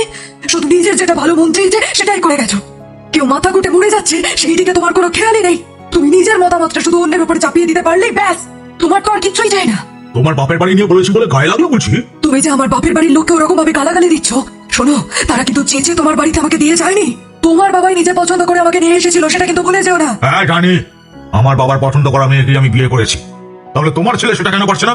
তুমি কেন তোমার ছেলেকে বোঝাতে পারছো না যে আমার দেখা মেয়েকে বিয়ে করতে হবে? তুমি কি পাগল নাকি? আমরা বিয়ে করেছিলাম আজ থেকে 28 বছর আগে। আজ থেকে 28 বছর আগে তুমি যেটা করেছো আমার ছেলেকেও তাই করতে হবে। সমাজে কত পরিবর্তন হয়েছে তুমি সেটা দেখছো না? এখন সবাই নিজের পছন্দের মানুষকে বিয়ে করে। হ্যাঁ, কিন্তু তোমার ছেলের পছন্দটা যে একেবারে ভিখারির মতো হবে সেটা আমি বুঝিনি। মানে কি মানে? ওই যে মেহুল বলে মেয়েটার বাড়ির অবস্থা তুমি জানো না? কিছু নেই, আমি গিয়ে দেখেছি, খেতেই পাই না মনে হয়। আর ওই মেয়ের সাথে আমি রিন্টুর বিয়ে দেবো? আমার সম্মান বলে কিছু নেই নাকি? লোককে বলবো কি? না গো, আমি পারবো না। এই এই এই এই আমার বাবার অবস্থাও তো তেমন ভালো ছিল না। তাহলে তখন তুমি বিয়ে করলে কেন? আমাকে কি করে বিয়ে করলে? ও বুঝেছি বুঝেছি, তখন তুমি মেহুলদের স্ট্যাটাসে বিলং করতে, তাই আমাকে বিয়ে করতে পেরেছো, তাই না? আর এখন তোমার স্ট্যাটাসটা অনেক হাই হয়ে গেছে বলে তোমার পছন্দটাও পাল্টে গেছে। আমি যে শুনেছিলাম টাকা হলে মানুষের চরিত্রের অবনতি হয়, এখন সেটা নিজের চোখের সামনে দেখতে পাচ্ছি। তুমি তার একটা জলজ্যান্ত প্রমাণ। সে তুমি আমাকে যা খুশি তাই বলো, কিন্তু আমি ওই মেয়ের সাথে রিন্টুর বিয়ে দেব না। তোমার অপেক্ষা করে কি রিন্টু বসে আছে নাকি? আজকে কেমন মুখে ছমাটা ঘষে দিয়েছে দেখেছো তো? ছেলের মুখের সামনে তো দাঁড়াতেই পারোনি, সুসুর করে ল্যাজ গুটিয়ে পালিয়ে এসেছো। কে বললো পালিয়ে এসেছি আমি? না না না না না, তুমি তো পালিয়ে আসোনি। আসলে তুমি আবার পেছন থেকে ছুরি মারার চেষ্টায় আছো, তাই না? একটা কথা শোনো, এবারে যদি তুমি ওদের কোনো ক্ষতি করার চেষ্টা করো তাহলে আমি কিন্তু তোমাকে ছেড়ে দেব না। ওরা আমাদের কাছে না আসে না আসবে, কিন্তু ওদের 3টে জীবনকে ভালোভাবে তুমি বাঁচতে দাও। ওরা 3 জনে খুব সুখী। মানে তুমি ছেলেকে নিয়ে ফিরবে না? ছেলেকে নিয়ে ফেরার মতো মুখ আছে আমাদের? এগো এগো, তোমার কি একটু লজ্জা করছে না? একটু অনুতাপ হচ্ছে না? ওই মেয়েটার সাথে আমরা কি কি করেছি ভুলে গেছো তুমি? কি করেছি? তোমার কি মাথাটা একেবারেই গেছে? তুমি ওদের কাছ থেকে কি শুনে এসেছো? চুপ করো। ওর মা এবারে ধমকে ওঠে, আর একটাও কথা বলবে না তুমি। সেদিন কেন নিজের ছেলেকে ওইভাবে ঘরে বন্দি করে রেখেছিলে বলো? পাগলা কুকুরের হাত থেকে বাঁচতে হলে ঘরের দরজা বন্ধ রাখতেই হয়। আর ওটা করেছিলাম বলেই তোমার ছেলে ডাক্তার হতে পেরেছে। এই যে 2 পয়সা ইনকাম করতে পারছে, সেটাও আমার জন্য। না হলে ওই ইট ভাটায় কাজ করতে হতো আজকে। হতো হতো, তবু বুঝতাম আমার ছেলের গায়ে মানুষের রক্ত আছে। কিন্তু এত করেও কিছু হলো কি? ভাগ্য তাকে ঠিক জায়গায় পৌঁছে দিয়েছে। আমরা তো এত কিছু লুকিয়ে গিয়েছিলাম, কিন্তু সে ঠিক নিজের স্ত্রী আর মেয়েকে খুঁজে নিয়েছে। আমরা পেরেছি আটকাতে। সত্যি কিংশুকের বাবা কিছুক্ষণ চুপ করে থাকেন। উনি শুধু ভাবছেন, মেহুল কি করে পৌঁছে গেল ওর কাছে? এত কিছু করলাম ওদেরকে সরিয়ে দেওয়ার জন্য, ঠিক আবার জুড়ে গেল। এই যে শোনো, ওর মা আবার বলে উঠল, এখনো সময় আছে। মেহুলকে তাড়িয়ে দিয়ে আমরা তো ভুল করেছি। মেহুল সত্যিই সেদিন প্রেগনেন্ট ছিল, এবং সেই বাচ্চার বাবা ছিল তোমারই ছেলে। আমরা অন্যায় করেছি যখন, তখন ক্ষমা চাইতে দোষ কি বলো? হ্যাঁ হ্যাঁ, হয়তো হয়তো ওরা ক্ষমা করেও দিতে পারে। ক্ষমা চেয়ে নিলে হয়তো হয়তো পাপটা কিছুটা কমবে। তুমি তুমি আমার কথাটা একটু বোঝার চেষ্টা করো। হ্যাঁ, চলে যাও তুমি। কিংশুকের বাবা সিগারেট ধরিয়ে বসলো। কি যেন ভেবে চলেছেন উনি। কি করা উচিত এখন আমার? ওই মেয়েটাকে মেনে নেব? তাহলে তো ব্যবসা ডুবে যাবে। আমি তো জয়ন্ত বাবুকে বলে রেখেছি ওনার মেয়ের সাথে বিয়ে দেব। এখন যদি মেহুলকে নিয়ে বাড়িতে যাই, তখন ওকে কি বলবো? উনি পার্টনারশিপ ভেঙে দেবেন, ব্যবসার অনেক বড় ক্ষতি হয়ে যাবে। না না, এই মেয়েটার জন্য আমি আমার ব্যবসাকে ডুবতে দিতে পারি না। কিন্তু উপায়টা কি? শেষ পর্যন্ত একটা বাচ্চার মাকে আমাকে ঘরে তুলতে হবে। কি গো, তুমি এখনো বসে বসে ভাবছো? কিংসুকের মা অস্থির হয়ে বলে, আর ছেলে মেয়ে দুটোকে কষ্ট দিও না। যদি তুমি না মেনে নিতে পারো, তাহলে চলো আমরা এখনই বাড়ি ফিরে যাই। ওদের সুন্দর জীবনে আমি বাধা দেবো না। আর না হলে ক্ষমা চাই না। হ্যাঁ, ক্ষমা চাইলে কেউ ছোট হয় না গো, কেউ হয়ে যায় না। কিন্তু দয়া করে ওদের আর আলাদা করো না তুমি। ঠিক আছে, ওর বাবা সিগারেটটা নিভিয়ে কথা বলতে শুরু করলো। আমাকে আরো একটু ভাবতে দাও। আমি দেখছি ছেলেকে কিভাবে ফেরানো যায়। যা করবে ভেবে চিন্তে করো। হ্যাঁ, আমি কিন্তু আর কোনো ক্ষতি চাই না। কিংশুক বাড়ি এসেছে তখন 2:30 বাজে। তিতলি খেয়ে ঘুমিয়ে পড়েছে। মেহুল অপেক্ষা করছে। কিংসুক ঘরে ঢুকতেই মেহুল বলল, তাড়াতাড়ি স্নান করে নাও, আমি খাবারটা রেডি করছি। তিতলি ঘুমিয়ে গেছে? হ্যাঁ, বায়না করছিল তোমার সাথে খাবে বলে, আমি জোর করে খাইয়ে দিয়েছি। ঠিক করেছো। স্নানটা করে নি, খিদেতে পেট জ্বলছে একেবারে। দুজনে খাবার টেবিলে বসেছে। টেবিলটা খুবই ছোট, দুজনের বেশি বসতে পারবে না। মেহুল বলল, তুমি ঠান্ডা জলে স্নান করলে কেন? গিজার চালাওনি? না, মাথাটা ধরে আছে, তাই ভাবলাম যদি একটু ছাড়ে। হুম। মেহুল জানে ওর মনটা ভালো নেই, তেমন কিছু বললো না সেই বিষয়ে, শুধু বলল, তুমি খেয়ে তিতলির কাছে শুয়ে পড়ো। বিকেলে আর হাসপাতালে যাবে নাকি? না, যাব না। এই জন্যই এতটা দেরি হলো। বিকেল থেকে শুধু তোমাদের কাছে থাকবো। জানো মেহুল, কিছু ভালো লাগছে না। তোমার খুব মন খারাপ আমি জানি। মেহুল এবারে ওকে জড়িয়ে ধরে বলল, তুমি কি একবার তোমার মায়ের সাথে দেখা করবে? না। মেহুল জানে কিংসুক মুখে অমর না বললেও মনে মনে কষ্ট পাচ্ছে। ও শুধু বাইরে থেকে নিজেকে কঠিন রাখতে চাইছে। মেহুল বলল, কিংশুক, তোমার মা কাঁদছেন, এটা দেখতে আমার ভালো লাগছে না। বারবার মনে হচ্ছে আমি তোমাকে তোমার মায়ের থেকে আলাদা করে দিলাম। দেখো, তোমার বাবা হয়তো কখনোই আমাকে মেনে নিতে পারবেন না, কিন্তু তুমি যদি কখনো তোমার মায়ের কাছে ফিরে যেতে চাও, আমি কিন্তু কখনো তোমাকে বাধা দেব না। আচ্ছা মেহুল, তুমি তোমার মায়ের সাথে যোগাযোগ রাখলে না কেন? উনিও তো তোমার মা, উনিও তো তোমাকে মেরেছে। আজ একটা কথা শুনিয়েছে, সে সবই বুঝলাম, কিন্তু তবুও তোমাকে উনি ফেলে দিতে পারতেন না। তাও তুমি কেন সব মায়ের বাঁধন কাটিয়ে ফেলেছিলে? কেন চলে এসেছিলে? মা আমাকে অবিশ্বাস করেছিল। যখনই অবিশ্বাস শুরু হয়, তখন থেকে সেখানে আর ভালোবাসা থাকে না। আমি তিতলিকে জন্ম দিতে চেয়েছিলাম যেভাবেই হোক। জানতাম সমাজের সবার কাছে হয়তো আমাদের মুখ থাকতো না, আরো অনেক খারাপ কথা শুনতে হতো, কিন্তু তাও আমি নিজের মনের জোরেই চেয়েছিলাম মেয়েটাকে জন্ম দিতে। আমাকে ছাড়াই এতটা মনের জোর ছিল? তখন তুমি ছিলে না তো কি হয়েছে? আমার মেয়ে আমার পরিচয় নিয়ে বড় হবে, এটাই ভেবেছিলাম। আর সেটাই আমার বাড়ির কেউ মেনে নিতে পারলো না। আমাকে ভুল বুঝলো, ভাবলো যে তোমার সাথে ওটা আমার একদিনের ফুর্তি ছিল। সেদিন সবাই চাইছিল যে যে কোনো ভাবেই হোক বাচ্চাটা মরে যাক, কিন্তু আমি সেটা চাইনি। আমি সেটাতে কোনো ফুর্তি তো করিনি। আমি যা করেছি তোমাকে ভালোবেসেই তো করেছিলাম। তাই বাড়ি ছেড়ে বেরিয়ে এসেছিলাম মরবো বলে। ভেবেছিলাম আমি যেখানে যাব, তিতলিকেও সেখানেই নিয়ে যাব। তুমি মরে যেতে এটা ভাবলেই তোমার? কিন্তু মরতে আর পারলাম কই। ভগবান হয়তো প্ল্যান করে রেখেছিলেন তোমার সাথে আমার দেখা হবে, তাই আবার নতুন করে শুরু করলাম, কিন্তু তোমাকে ছাড়াই, শুধু তিতলিকে নিয়ে। তারপর থেকে আর পিছন ফিরে তাকাইনি। মেহুল, আমিও আর পেছনে ফিরে তাকাতে চাই না। সেদিন রাতের পর থেকে আমি সব সময় ভেবে এসেছি মেহুল আমারই হবে। এটা যে শুধু তোমাকে ভালোবাসি বলে দায়িত্ব নিতে চেয়েছি তা নয়, আমি মন থেকে চেয়েছি তোমার সব দায়িত্ব নিতে। কিন্তু ভাগ্য আমার সাথে ছিল না। বাবা বাড়িতে প্রলয় কাণ্ড ঘটিয়েছিল, আমাকে একবার বেরোতে পর্যন্ত দেয়নি, আমাকে আটকে রেখেছিল ঘরের মধ্যে, এমনকি ফোনটাও কেড়ে নিয়েছিল। মায়ের ফোন থেকে যোগাযোগ করার চেষ্টা করেছিলাম তখন, সেটাও আছড়ে ভেঙে ফেলেছিল। তারপর রেজাল্ট বেরোনোর আগেই আমাকে দিল্লিতে। সেই সময় তুমি যে এতটা সমস্যার মধ্যে ছিলে সেটা তো আমাকে কেউ বলেনি। আমি কি করে জানবো? যা হয়েছে সেটা তো হয়ে গেছে। এখন তো আর কিচ্ছু করার নেই যে কিন্তু তুমি বিশ্বাস করো, যদি সত্যি জানতাম সেদিনও আমি তোমাকে নিয়ে বাড়ি থেকে বেরিয়ে আসতাম। হয়তো ডাক্তার হতে পারতাম না, কিন্তু কিছু তো করতাম। অন্তত তোমাদের দুজনকে 6টা বছর এতটা কষ্ট পেতে হতো না। আমার সবচেয়ে বেশি খারাপ কোথায় লাগছে জানো? বাবা আমাকে ফোন করতো, আমি কখনো ওনার সাথে কথা বলিনি, কিন্তু মায়ের সাথে সপ্তাহে আমার 2-3 বার করে কথা হতো। ফোন করলেই আমি জিজ্ঞেস করতাম, মেহুলের কোনো খবর পেয়েছো মা? ও কোথায় আছে, কোন কলেজে পড়ছে, এটা জানো? ওরা আমার কাছে তোমার অস্তিত্বটাই অস্বীকার করে গেছে।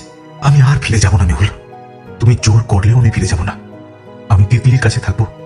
আমার তোমাকে চাই, তিতলিকে চাই শুধু। আমরা আছি তো। আচ্ছা মেহুল, তুমি কোন আকেলে আমাকে এই কথাটা বলছো? আজকে ঘরে ঢুকতে গিয়েও শুনলাম তোমাকে বাবা অপমান করে কথা বলছেন। এতটা সাহস এখনো? আমি চাইলে ওনাকে জেলে দিতে পারি, আরো অনেক কিছুই পারি। কি হবে তখন? তখন উনি মুখ পুড়ে যাবে বলে তোমাকে বাড়ি থেকে বের করে দিয়েছিলেন। এখন আমিও পারি সেই একইভাবে ওনাকে ফাঁসাতে। জীবনের মুখ দেখাতেও পারবেন না। আচ্ছা, এসব কথা এখন থাক। মেহুল বুঝতে পারছে কিংশুক ভীষণ রেগে আছে। ওকে শান্ত করতে বলল, তুমি আর যাই করো, নিজের বাবাকে ওসব বিকাতে ফেলো না। উনি অন্যায় করেছেন বলে তুমি ওকে অন্যায় করবে? তাহলে তো তুমি ওনার মতোই হয়ে গেলে। বলো, এখন তুমি ওঠো তো, তিতলির কাছে যাও। সে বাবাই বাবাই করে করে ঘুমিয়েই পড়েছে। এখন তুমি ওর পাশে গিয়ে ঘুমিয়ে পড়ো, যাও। আমি হাতের কাজগুলো সেরে আসছি। হুম। কিংশুক উঠে এসে মেয়ের কাছে শুয়ে পড়ল। তিতলিকে জড়িয়ে ধরে নিজের চাদরের মধ্যে ঢুকিয়ে নিল। চেনা হাতের স্পর্শ পেয়ে কিংশুকের দিকে ফিরে গলা জড়িয়ে ধরল তিতলি। ও ঘুমের ঘরেই আছে। আজ কিংশুক প্রচন্ড উত্তেজিত হয়ে গিয়েছিল, কিন্তু মেয়েকে জড়িয়ে ধরতেই তার সব জ্বালা যন্ত্রণা কোথায় যেন চলে গেল। নিশ্চিন্তে মেয়ের ছোট্ট শরীরের আদরে ওর চোখে ঘুম জড়িয়ে আসে। কিছুক্ষণের মধ্যেই ও ঘুমিয়ে পড়ল। মেহুলের কাজ সেরে উঠতে উঠতে সন্ধে হয়ে গেছে। ও ঘরে এসেই দেখলো বাবা মেয়ে অকাতরে ঘুমোচ্ছে। মেহুল ডাক দিয়ে বলল, কি গো, তোমরা কি আজ ঘুম থেকে উঠবে না? একেবারে সন্ধে হয়ে গেছে তো। ও বাবা, এই বাপ বেটিতে কখন থেকে ঘুমোচ্ছে। এই তিতলি, তিতলি, ওঠ ওঠ, আর ঘুমোতে হবে না মা, ওঠ। মেহুল তিতলির হাত ধরে টানতে ওদের দুজনেরই ঘুম ভেঙে গেল। কিন্তু কেউ তো উঠলই না। উল্টে কিংশুক জোর করে মেয়েকে চেপে ধরে শুয়ে থাকলো। আর তিতলিও বাবার হাতের আদর ছেড়ে বেরিয়ে এলো না। তিতলি শুয়ে শুয়ে হাসছে। মেহুল আবার বলল, কিরে, তোরা উঠবি না তো? তিতলি, কিংশুক ঘুম জড়ানো গলায় উত্তর দিল, মামামকে বলে দাও তো, আমরা দুজনে আরো ঘুমাবো। আমরা ঘুমাবো। তোমরা চা খাবে না তো? ঠিক আছে, আমি তাহলে একাই খেয়ে নিলাম। এরপর কাউকে আমি চা করে দেবো না কিন্তু। মামামকে বলো আমাদের কাছে এসে শুয়ে পড়তে।